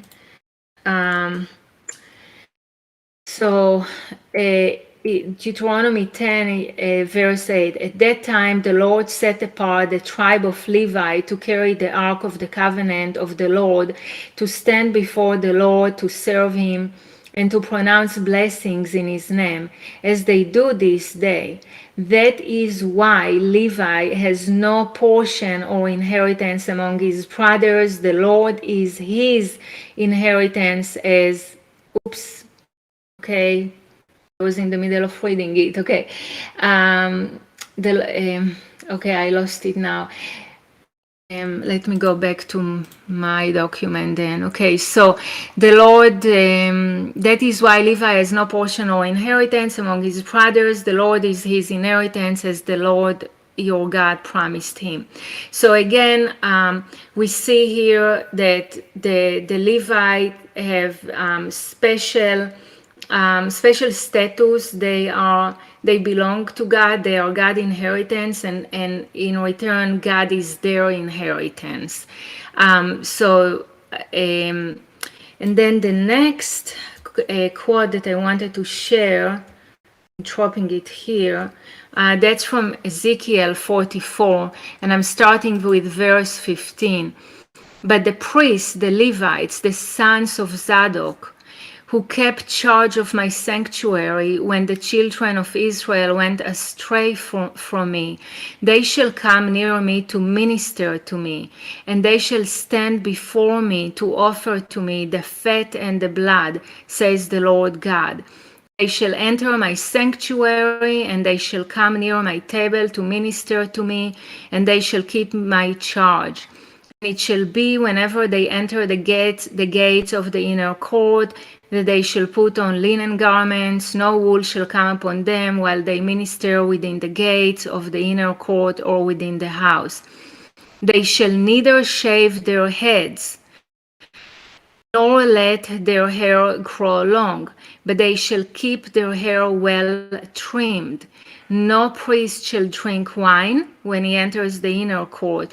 They shall not take as wife a widow or a divorced woman, but take virgin of the descendants of the house of Israel or widows of priests. So this verse is important because here we are kind of like tying the virgins, and so basically it is a sin for Levites to marry a woman that was already married before, unless that woman is a widow of another priest. But that kind of that I think it clarifies a little bit more why he's talking about sinning with women. In my opinion, he's just kind of like talking about this special class of priests that are following exactly what they were supposed to do, not defiling themselves, but sticking to what Yah told them to do. And they shall teach my people the difference between the holy and the unholy, and cause them to discern between the unclean and the clean. In controversy, they shall stand as judges and judge it according to my judgments. They shall keep my laws and my statutes, my appointed meetings, and they shall hallow my Shabbat.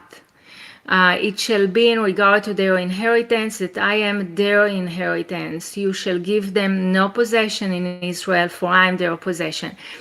For me, all of these verses connect very well with what John was saying, and I feel that this is the class of people that he is talking about when he's referring to the 144,000. Yeah, that was a great point, because you zeroed in on the Levites, and then here specifically the sons of Zadok, and it giving the parameters around what is expected of them.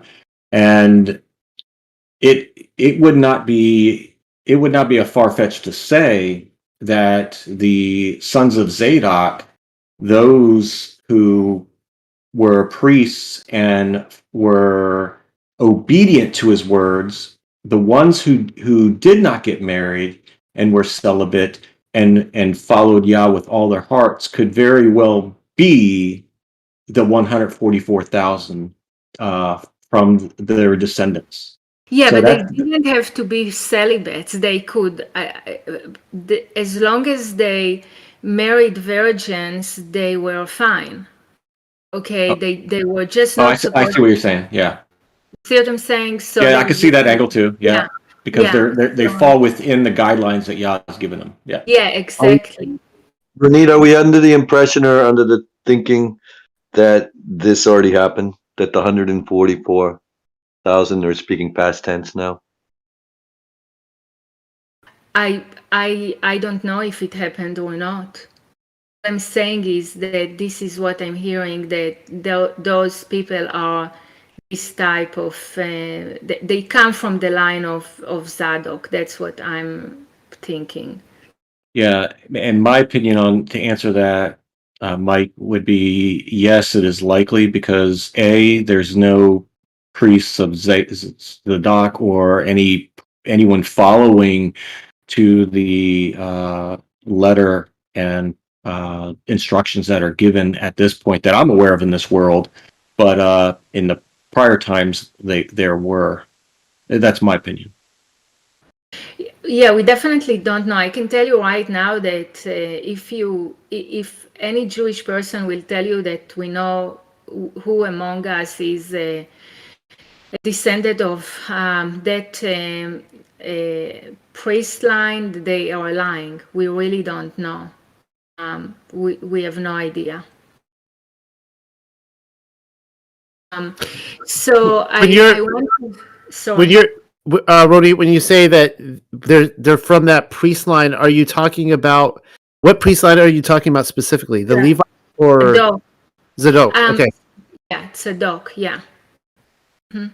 Yeah, because I'm looking at the prophecy of Ezekiel, and it's very clear that with the Levites definitely are the inheritance of God, of Yah. They belong to Yah.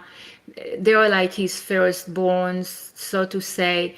And among them, because some of them sinned greatly, okay, during the two kingdoms, there were quite a few Levites that catered to the idol worshipping and like literally helped people worship idols and minister to them. So that's why in this prophecy, it's very clear.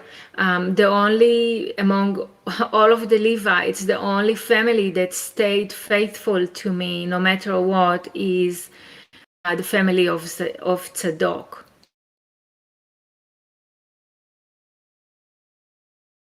Well, that was a lot for me to process. Yeah, I'd never heard that angle before. That's really good stuff. Was there anything else, Ronnie, that you wanted to add?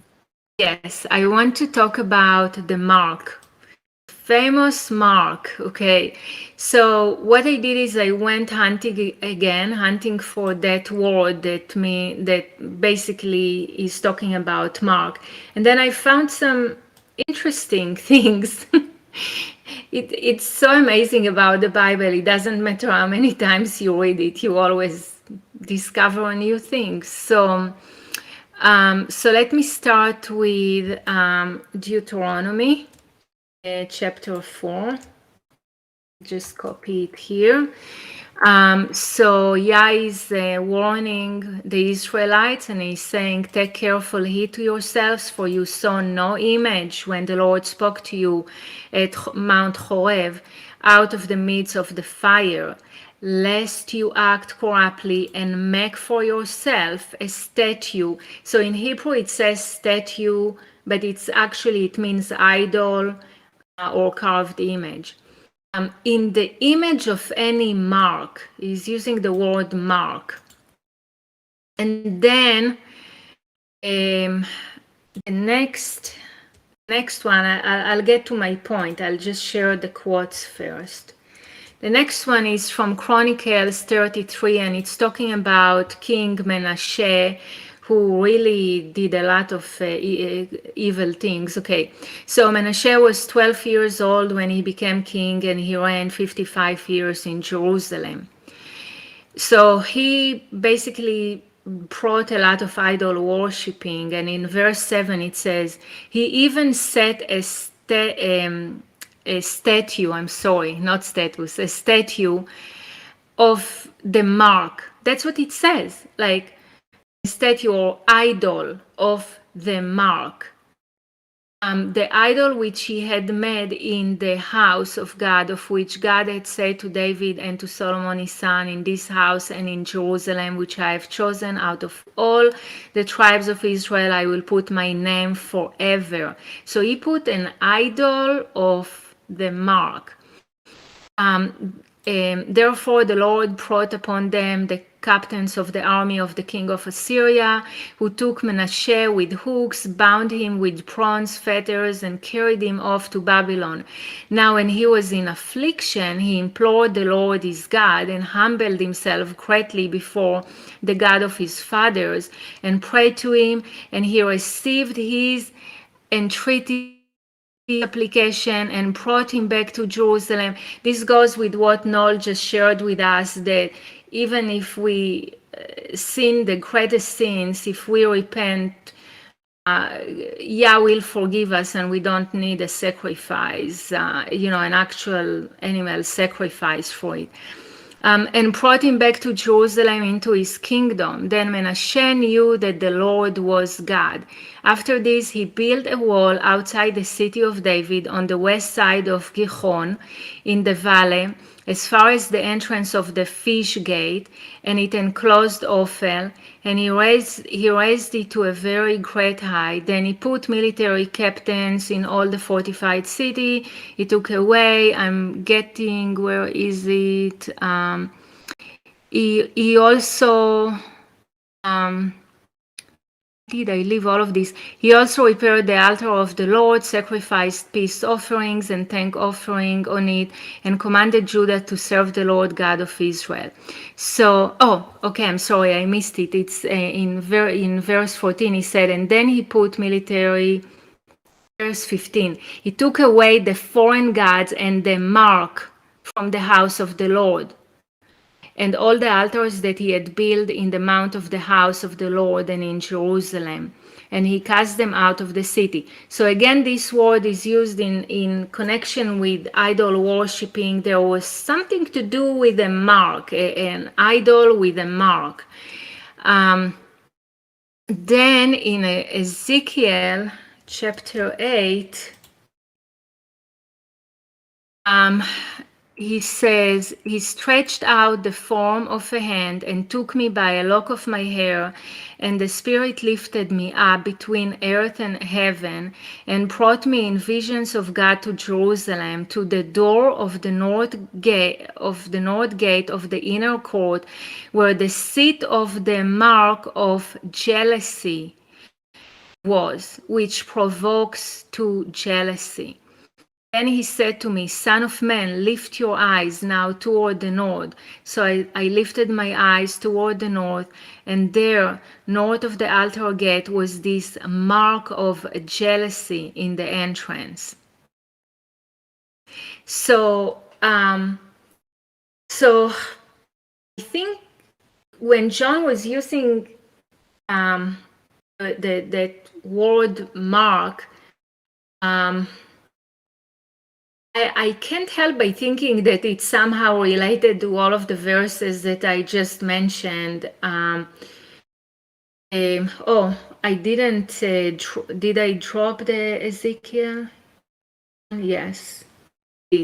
Yeah, so I can't help by thinking that there is a connection between the mark of that John is referring to and the mark that was placed in the temple and was used in idol worshipping throughout the kingdom. I'm not sure what mark it is, but Ezekiel calls it mark of jealousy. So anyway, so just wanted to share those thoughts. Love to hear your thoughts on what I just said about the mark. Could you, Roni, because there was a lot of information there, do you think you could maybe sum it up what you think specifically the mark is based on what you read?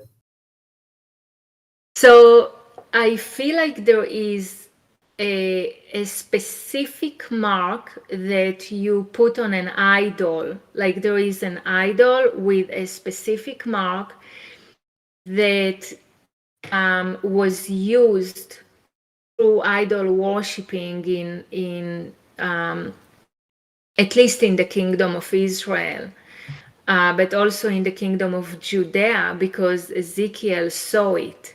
Okay, so there was a mark that represented a certain idol worshipping, and I don't know what it is, but in Ezekiel it was called mark of jealousy, and Yah was very upset about it.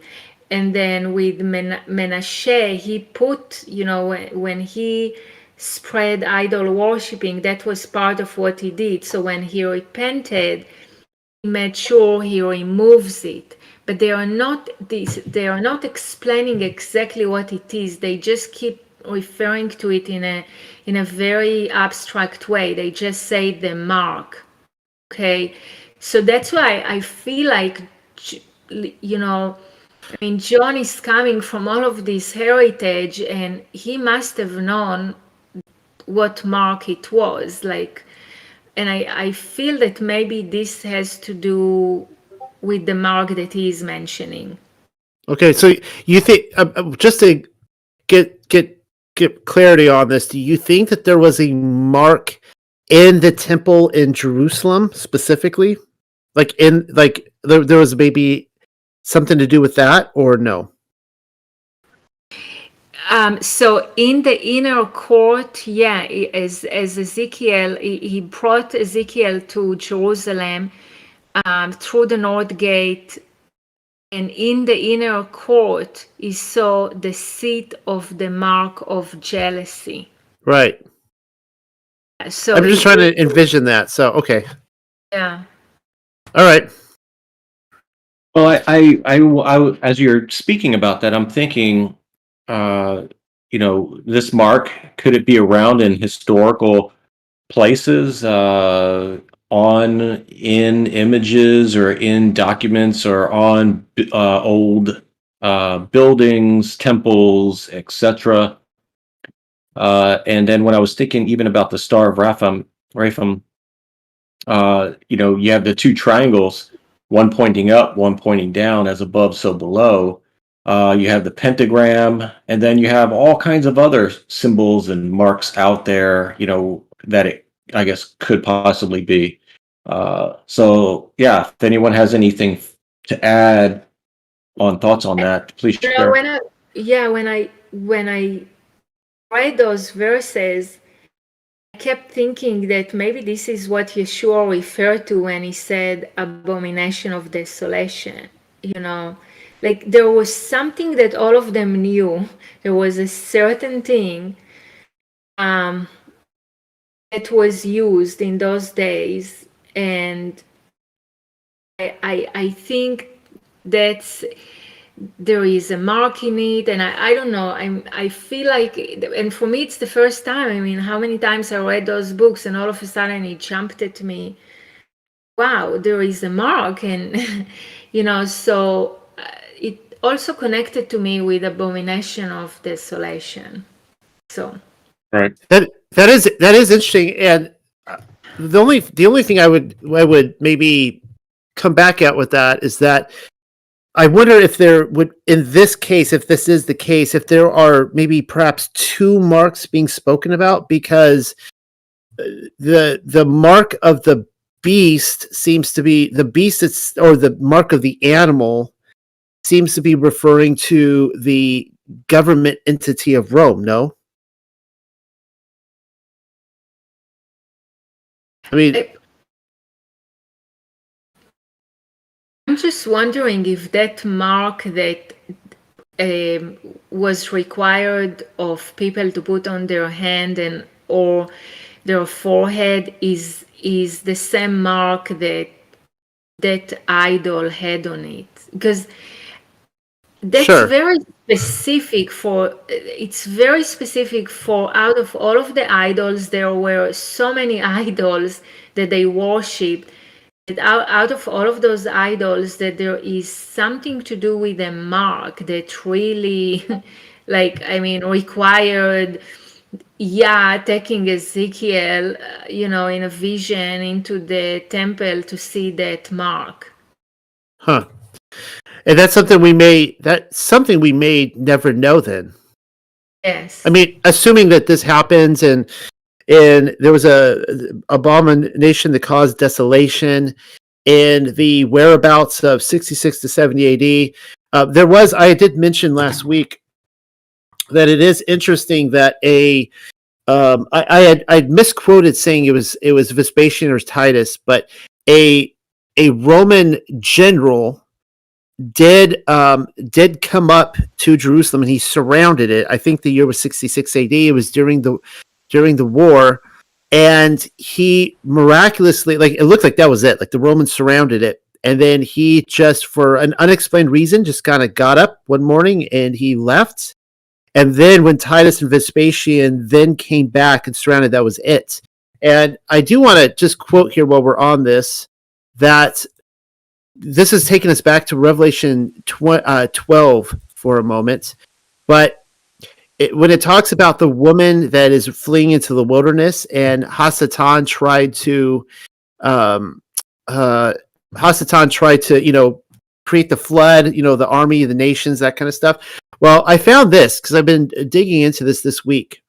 And so I'm only bringing this up now because if there was an abomination that caused desolation in the temple, which I think we're looking at some time then when the Romans surrounded it and then left, which then would have given those within Jerusalem, the church, the Nazarene, reason to leave. They would have remembered Yahushua's words. Don't even go back for your jacket. Just run, get out of there. And this is what Eusebius says. And it's interesting enough, he doesn't call them Christians here. He calls them Nazarenes. Really interesting. The people of the Church of Jerusalem were commanded by an oracle, the oracle being Yahushua, given by a revelation before the war of the Jews, to those in the city, Jerusalem, who were worthy of it to depart and dwell in one of the cities of Perea. Perea is, which they called Pella. Pella is a city in Jordan, which happens to be right over there by Petra. To it, those who believed on Messiah traveled from Jerusalem, so that when holy men had altogether deserted the royal capital of the Jews and the whole land of Judea. So he's saying that all the holy men fled from the city, and they went across the Jordan to Jordan, to the modern country of Jordan. Let's see, and then he says, let's see, for after all those who believed in Messiah had generally come to live in Perea, in a city called Pella, and so on. So he has quite a few quotes here, but it's really interesting, and he talks about specifically the Nazarene. So I don't know. It seems like probably something did happen there. Maybe they all recognized it, and maybe they did.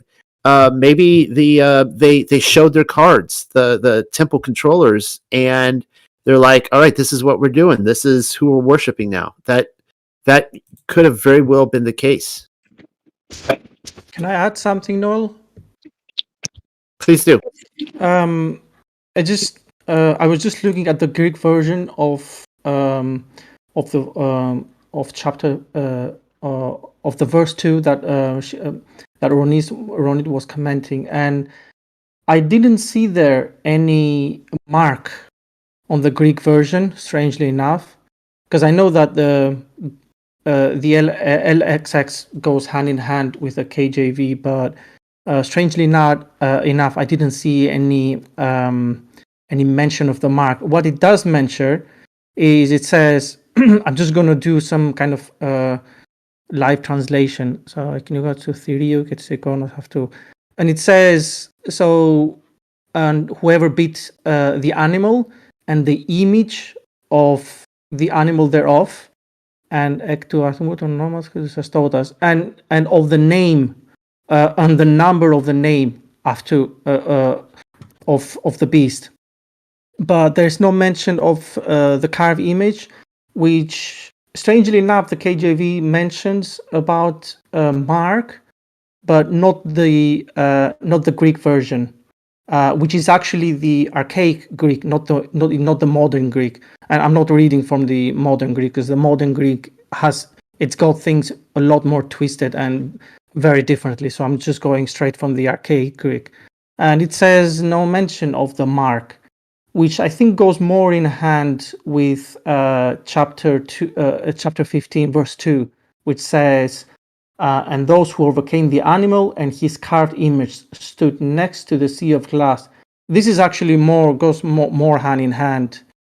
It's to the so the Greek goes hand in hand with the Hebrew this time, but not the KJV. Yeah, just wanted to mention, and maybe the reason for this is because maybe the mark was something which, as Ronit said, which they knew at the time what it meant, but not but they knew what it meant, but not maybe we don't know anymore. The idea is, I think that from my understanding, is that they actually worshipped the beast. Sometimes, and I know that in our days we have a lot of symbolism, and we have symbolism everywhere, and I think they kind of, they're trying to make the people, even unintentionally, kind of go along with this symbolism. But yeah, I don't know. That's what I observed. Thank you, Andy. We appreciate that, especially when we can get some live translations on these meanings and these words. So thank you.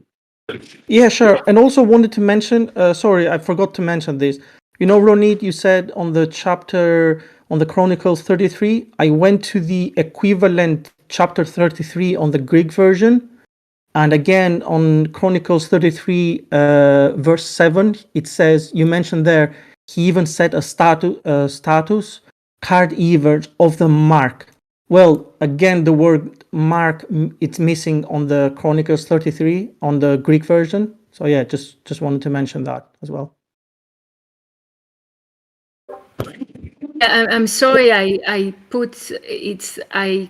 Whenever I take a verse, I usually, if I feel that the translation is not correct, I will correct it. So in this case, I think it said image, and I was going to write statue, and by mistake I put status, but it's statue.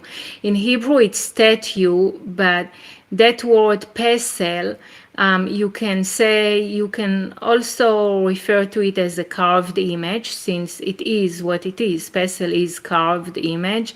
And you can also say idol, because idol and statue is the same word in the Old Testament.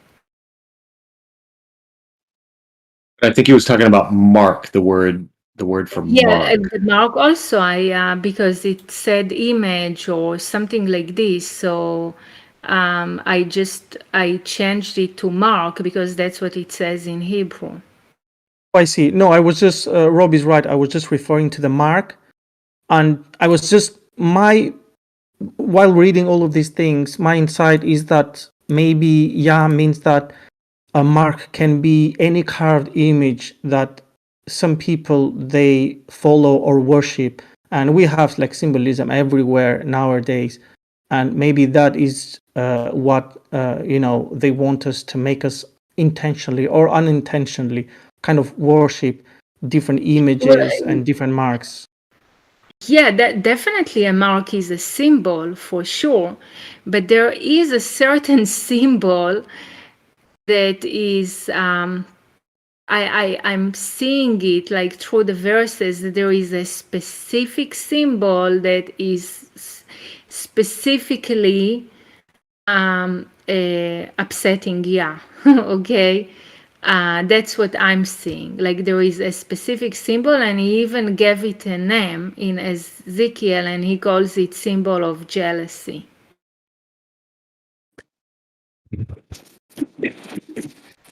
I see. Okay. No, image is not a mark. I mean, okay. So let's organize all the terminology, okay? Because I'm seeing some questions from Lisa. So there are a few words in the Old Testament. The first one is pesel. Pesel is statue, or you can also say carved image, or you can say idol. Okay. Then there is tmuna.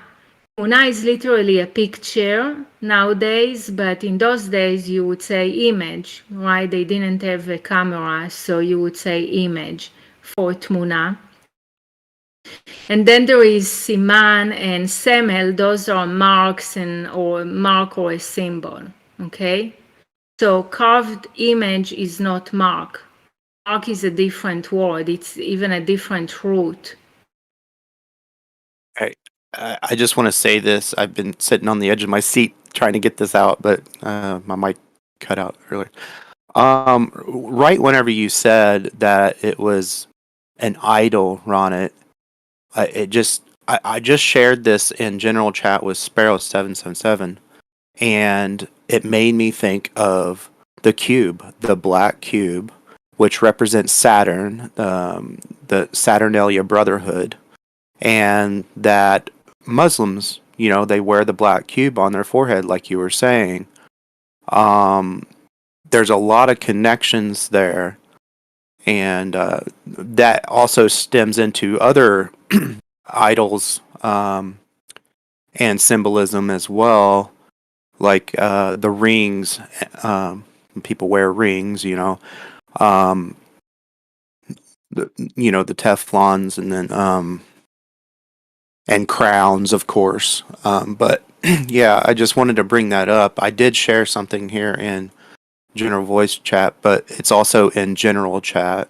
If anybody's interested, there's a link there. It just tells you a little bit about it.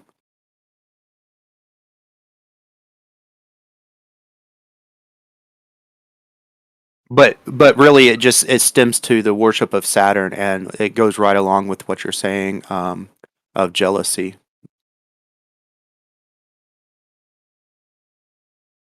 And the jealousy goes well when when a husband, we have a relationship between Yah and his chosen nation at the time as a husband and wife, and the wife basically committed adultery. So of course there is jealousy involved, and Yah refers to himself as a jealous God. So that symbol completely awakened the ultimate jealousy in Yah. And so I don't know what that symbol is, whether it's the black cube or the all-seeing eye or the pentagram. I have no idea, but there is a specific mark, and today was the first time that I realized it when I went through those verses. So until we figure this out, I think it's a good idea to keep away from the all-seeing eye, the pentagram, the hexagram, the cube, and what else am I missing?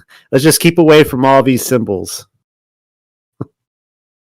Yeah, just my take in this is that whenever I see any symbols, and if you get down to the symbology, and if you see some documentaries which they put out there, what I've come to understand is that every and all the symbols, they boil down to worshipping, I think, one or two deities, and that is actually either Baal or Satan himself. That's kind of what I've come to understand. If you kind of investigate and what every single, for example, the pyramid, which is every corner of the pyramid is a 6, which is the mark of the beast, which is basically the beast, and which is basically Satan. And if you go to the cube again, you will see that they kind of point, and if you analyze them, all of them point to one thing. So yeah, but I think the main idea is that, and what I see in the Revelation and in the Greek and also the Hebrew, but not the KJV, is that it mentions about do not worshiping the image, which is carved image, and also the name of the animal. So maybe from all this symbolism and all the symbolism, it actually boils down to one specific symbol, which is the number 666. And that's what we kind of have to be aware of or be careful of whenever we see such symbols, and unintentionally we kind of fall prey to worshiping them or associate ourselves with those images. Well, good stuff, guys. Does anyone else have any other observations or thoughts on what we read on the 144,000?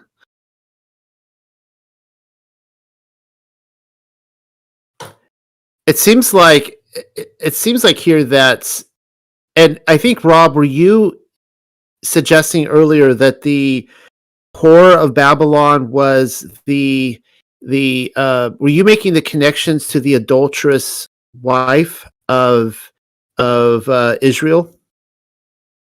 Yeah, the disobedience.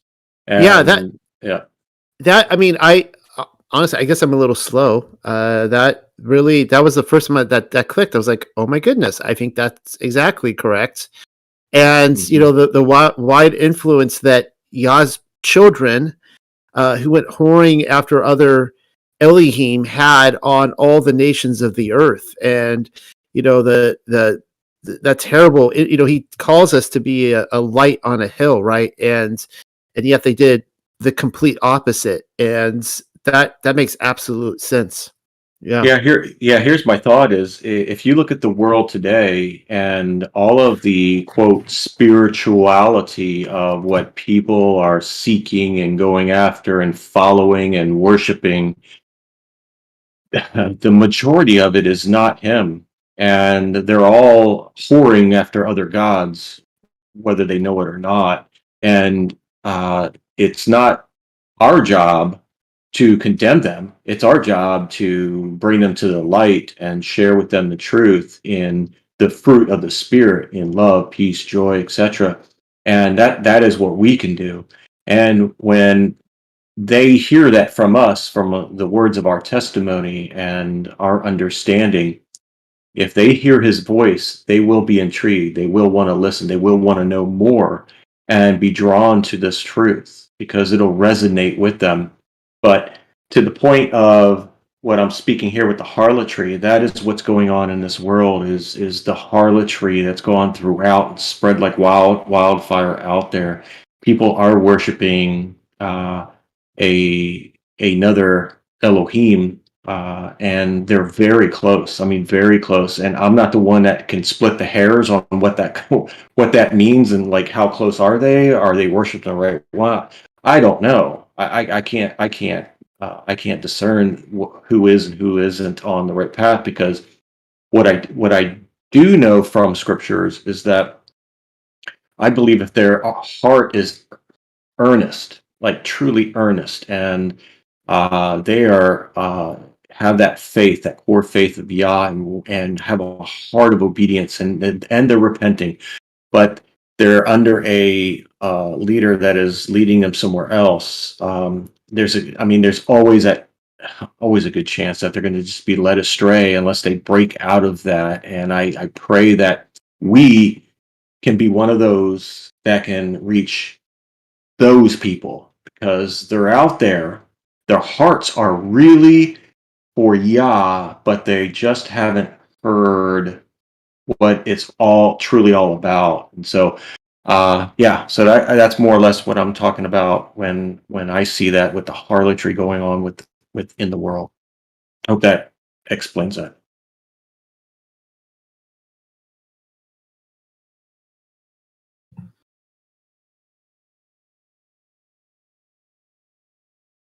Well, guys, I'm going to give it maybe another couple minutes for anyone to,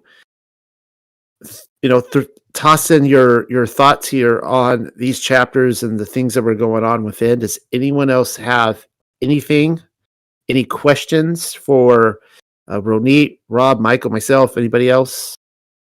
How does nobody have 144,000 comments? Come on, guys. Don't be shy. Right? I wrote my comment earlier, and just my current understanding of the way we're seeing how his return, was at the destruction of the temple. I just feel like when Revelation's talking about the angels, quote unquote, that went out with the gospel, I mean, those were the apostles, and so anyone who repented and returned to the covenant during that 40-year grace period between the resurrection and the temple destruction would have, and who endured all the persecution, did not backslide, did not waver. The definition that I looked up for virgin was marriageable daughter. So they stayed pure to the faith. They followed the Lamb wherever he went, even unto death. And so they kind of qualify then as the bride and the 144,000. That's just kind of how I view it right now. I don't know. Yeah, I'm there with you. I mean, I definitely see the 40 years are really interesting, right? I mean, I've said this before. We see the 40 years in the wilderness. They had to, the spies went into the land for 40 days. Only 2 of them brought back good reports. The other 10 of the 12 spies gave evil reports. The people believed the evil reports. They had to wander for those 40 days and another 40 years. We see it had to do with the giants in the land, interestingly enough. And then we see David doing the same thing, where Goliath is challenging Israel for 40 days. Nobody wants to fight him. David fights him, and because of that, he gets 40 years as king. And here we see, once again, it's almost like the 40 years in the wilderness, where they're giving the children of Israel and Yehudah are given a test. The sheep are coming back in, who Yahusha who he came for, and at the end of the 40, we see judgment coming down on his people, those who rebelled. And yeah, the picture seems just so clear to me on those fronts. And the book of Revelation as a whole I said this before, and for those who are telling me, no, Revelation takes place in the future, and I'm like, well, what evidence do you have that it takes place in the future? And they'll be like, well, it hasn't happened yet, and it's like, well, that's your evidence that it hasn't, And when we look at this as happening, judgment coming down to Jerusalem in 70 AD, I mean, this picture that's being formed it's so unbelievable. It's epic, and it brings the fear of Yah to me in a lot of ways. Like, oh wow, like there was a lot of people here who did not love Yah, and they were done. They were tossed into Gehenna. So there was a, Gehenna is behind the temple over there, and I really think that there were people who were literally their bodies were disposed of and tossed in Gehenna. So I have a question, Noel. Yeah, go ahead. This might be a little bit, not question, it's observation, a question. So I've come to understand that from the moment of the resurrection of Christ on the 3rd day until the 70 AD, some time passed during that time. Let's assume, just for the conversation, it's 30 years. I don't know the years, but let's just assume 30. And during those 30 years, the people who actually turned to Christ's teachings, were they actually still sacrificing? I know that Christ grew up in the Torah community, and obviously he followed the Yah's commandments to the letter and everything. He was Yah's son. Now, after he died, did the teaching change in terms of the sacrificing of the animals? And if it changed, what did the people actually do? Did the people who followed, like Peter, even the 12 apostles, what did they teach? And the people who actually followed the 12 apostles and their teachings, which was actually the teaching of of Christ. And I'm not putting Paul in the conversation. I'm just saying, just for the, for apostles, like they knew and they lived with Christ and they knew what he was saying because they lived with him very closely. Did they actually follow him? Did they actually do? Because I see in many scriptures, even in the destruction of Jerusalem, which we read the other day, I see that the temple, so from the moment of Christ until the moment of resurrection of Christ, until the 70 AD, the temple, it is still high, which means the temple of Yah, which was used for sacrifices, until 70 AD was actually used. Yes, but if we don't need to do any more sacrifices, then why was the temple up high? Does that mean that Yah was actually even furious for the fact that the temple was up high and people were still sacrificing, even though there was no need? Okay. Or was actually there a need to still sacrifice? I'm just curious about this. Yeah.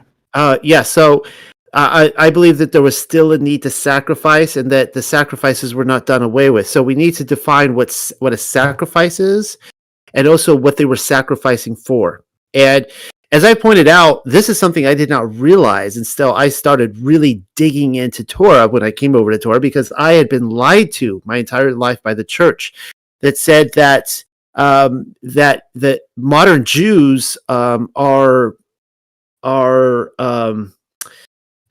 they're outside of the plan of salvation on the basis that they don't have a temple if they uphold that system. That is in great error, because they'll say, well, there's no sacrifice for their sins. Well, it came to my attention as I was looking into this that there were never, ever sacrifices for conscious sins. Like if you go out and you consciously sin, there is no sacrifice for it. You could not bring anything to the temple that I have found, any kind of animal, grain, anything like that is going to cover that. So let's consider that right there. So after Yahuwah, if they still sinned consciously, there was still no sacrifice for it, just as there was not before. And of course, this is, this brings in clarity to what Yahuwah was doing.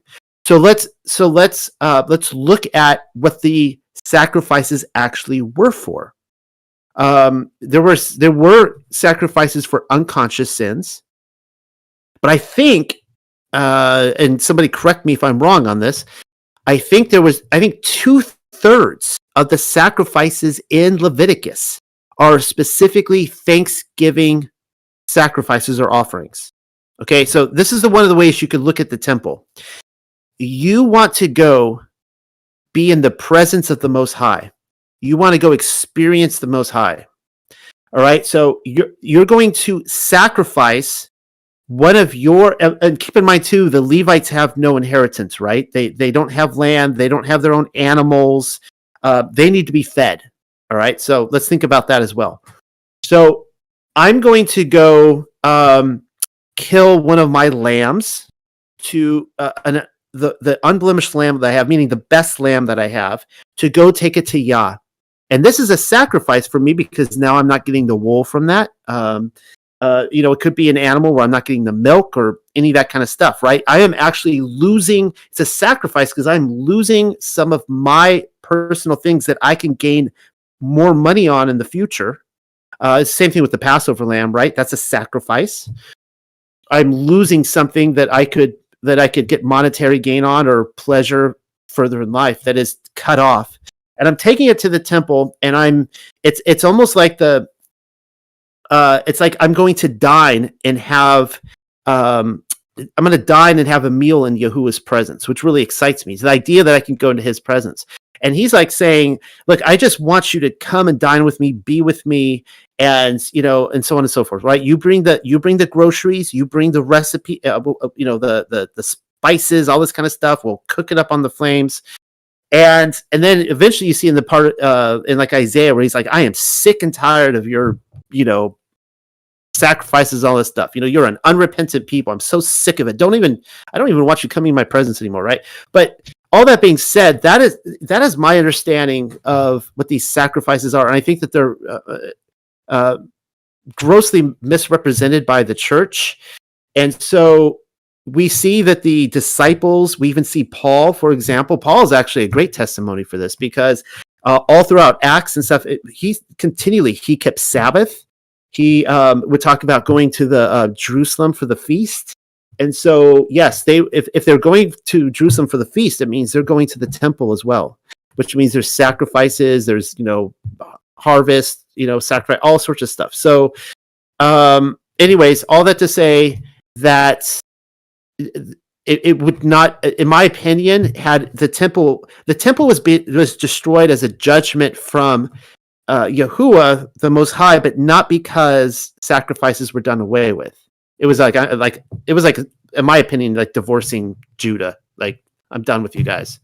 But that's, again, someone else can chime in and show my error on that or whatever. But yeah. So if that's the case, does that mean that we still have to do sacrifices nowadays? Well, that's a good question. Number one, we are not in the land. So if you're doing a sacrifice, it needs to be where Yahuwah chose that sacrifice to be. So I'd have to pull up scripture on that. But what I've read, my understanding is that I am not to go out and do those sacrifices apart from where he has commissioned it to happen. Well, let's not forget that the only temple now is the one he's building in us. We are the temple. He's placed his name on us. So now we bring sacrifices of praise, of thanksgiving. They're spiritual sacrifices. And also, let's not forget that when at the crucifixion, the curtain was torn, the veil was torn in the temple.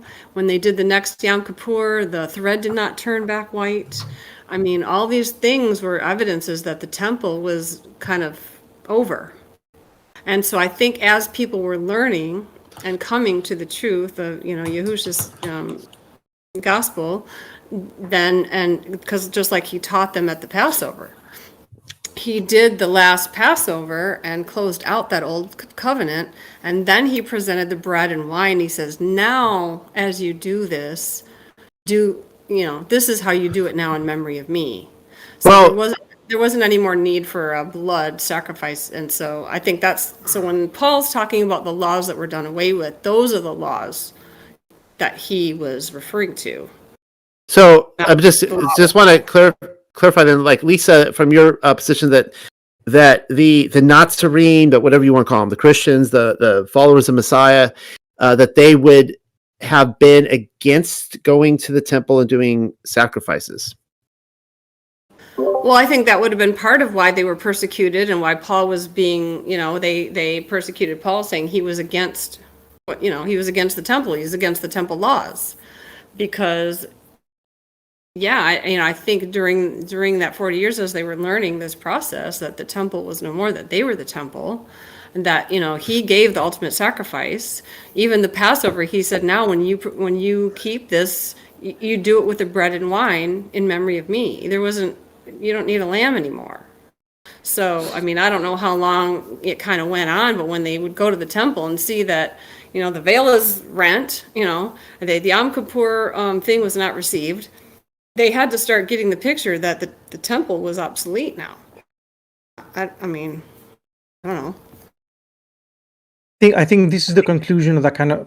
I think I'm coming to the same conclusions as Lisa with this, because Christ said to the students that not one stone will be left here.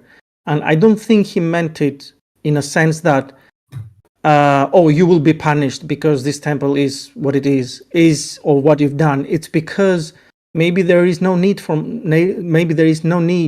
anymore for any temple. So there is no need for a sacrifice. Well, there is a temple in heaven. Yeah, that's what I was going to say. How do you explain what we see in Revelation? Temple in heaven and even an altar. On chapter 14, verse 18, he's talking about an altar and an angel that is responsible for controlling and managing that altar. So how do you explain all of this? Yeah, my view on it. The way I explain it is, just very quickly, this one. The way I explain it is because in heaven we will have a circumcised heart, and we will sin no more, and we will have different ways of actually amending for the sins. So I think on this earth we have the sins. They have to be washed by blood, and that's why we do the sacrifices. Now in heaven, I don't know how it works exactly, but I know that we will have more circumcised hearts, and we will not sin on the same way that we have it here. I'm not sure if that's correct, though. Well, I just see the temple here physically was to be a reflection or a shadow picture of the temple in heaven, but I feel like the ultimate temple that he was moving toward is the one that Yahushua is building in us. When Peter says we are lively stones being put together for a temple. So I think any desire for people to think that we need a new physical temple anywhere is going to be a distraction. It's always been a distraction, and not looking at how we are supposed to be built up as a spiritual temple. How do you guys feel about, like, okay, so if Yahushua is coming to the earth with the plan of, I'm going to end the Levitical system, where do we see, because we see that the Levitical priesthood is forever, like, where do we see him being, like, laying out those plans? Like, all right, guys, we're going to be done with these sacrifices. We're not going to be doing them anymore. The Levites, you can step down. You can go to your own homes now. Like, I feel like I need to see this spilled out a little bit better for me. To me, when I see the temple rent, I always grew up with Christianity that's, him saying that we can go in his presence now. We don't need the temple anymore.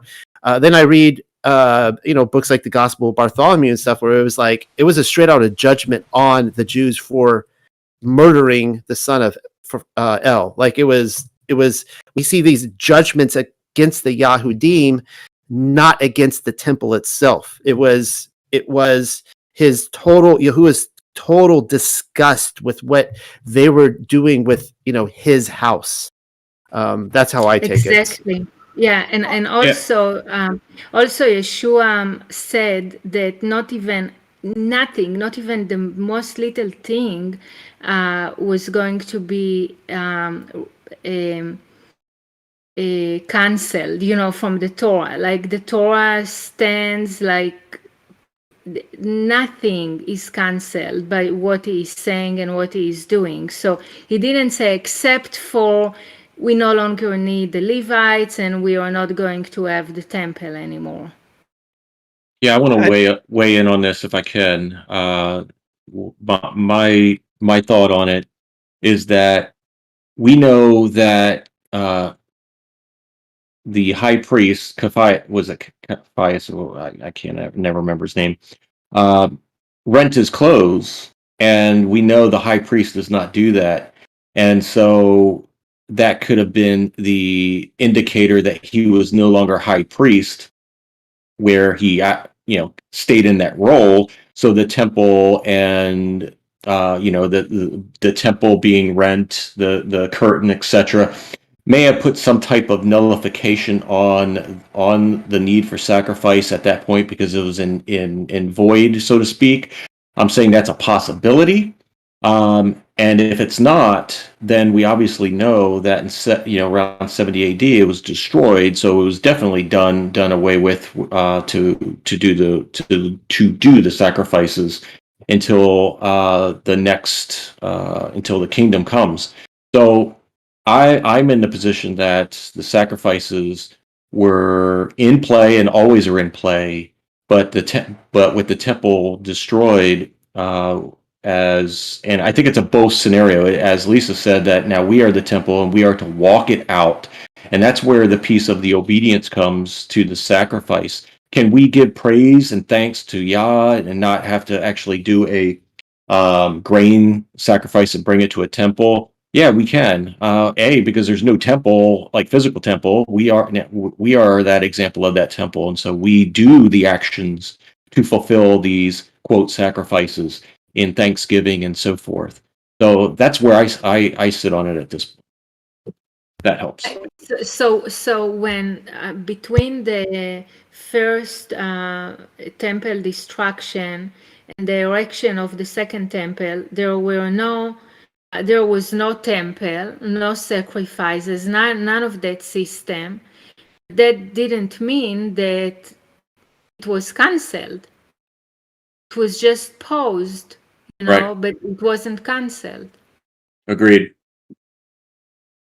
I just wanted to add that, in the first book of Adam and Eve, the point of the sacrifice itself, where it actually started, because Adam was, I think, a priest before actually sinning, and he knew that for a sin, a blood had to be sacrificed, and that's why where he actually made the first sacrifice.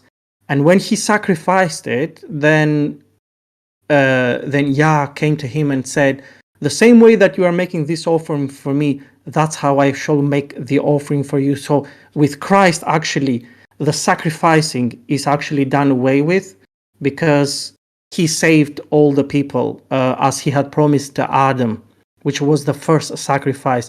And I think the fact that Adam sacrificed the first sacrifice that he made on the altar, which he built for Yah, I think it was because of the knowledge that he might have had, the Levitical knowledge that he has, and which means that most probably what Ronit says, that the Levitical laws will never be made away with, but it's, for example, we will still have to wash our sins with blood if needed be, but the thing is that in heaven we will have a circumcised heart, and we will not need to do any blood sacrifices because we will not sin.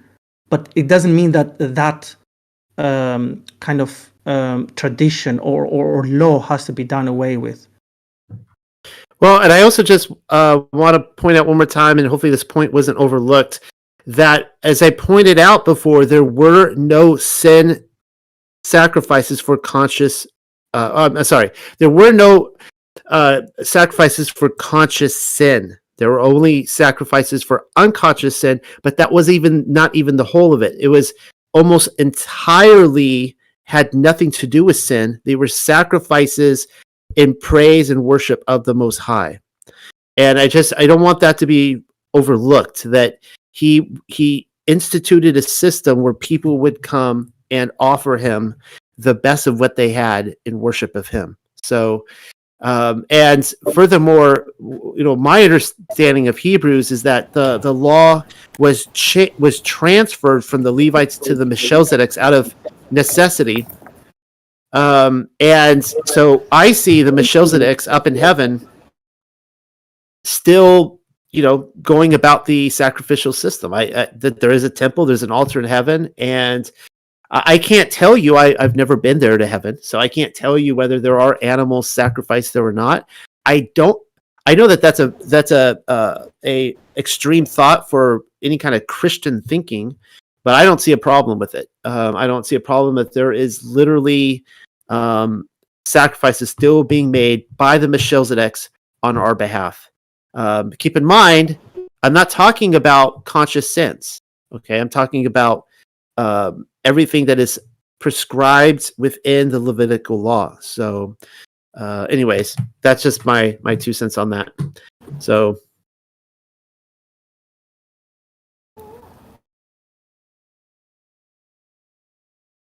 Hey, I wanted to add something that I don't know if it made an impact on everybody, or I didn't explain it well enough, but I wanted to just talk about the oh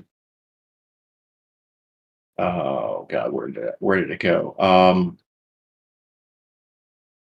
The wine, the piece about the wine, and I think we're there is a good there's a good understanding to learn from this, and it's in, I think, verse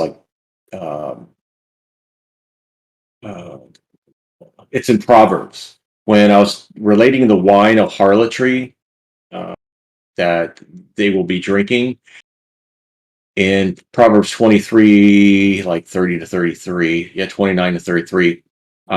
when I read that, it was asking in a question, who has woe, who has sorrow, who has contentions, who has complaining, etc. It's those who linger over the wine, they want to go to taste the mixed wine. They looking at the wine when it's red and sparkles and it goes down smoothly. So this is that view of the peoples of the world. They have these woes, they have these sorrows, they have contentions, there's complaining, they have wounds without cause, all the sickness and diseases, and they can't even figure out why and what. They got red eyes. It's because they linger long over, they look at and taste smooth mixed wine of harlotry. And I, went over that with the harlotry of, anything that leads you away from Yah. So all of these things that are happening are due to people longing and seeking out the harlotry of this wine. And then it clearly says, in the end, it bites like a snake and stings like a viper. Your eyes will see strange things, and your mind will say perverse things. So I just wanted to emphasize that again. I love the wine. Wine means is awesome, and it's tying in the wine to the wine of harlotry of the spirit of harlotry that's going on, and I think it's a great mix for us to think about of how it is affecting this world. All these problems are due to people committing harlotry against Yah by disobedience, and not just blatant disobedience, but they're longing and lusting and seeking this harlotry out, and which is going to be to their demise. So I just wanted to add that. I was thinking about it again, and I don't know if I explained it well enough to really hit home.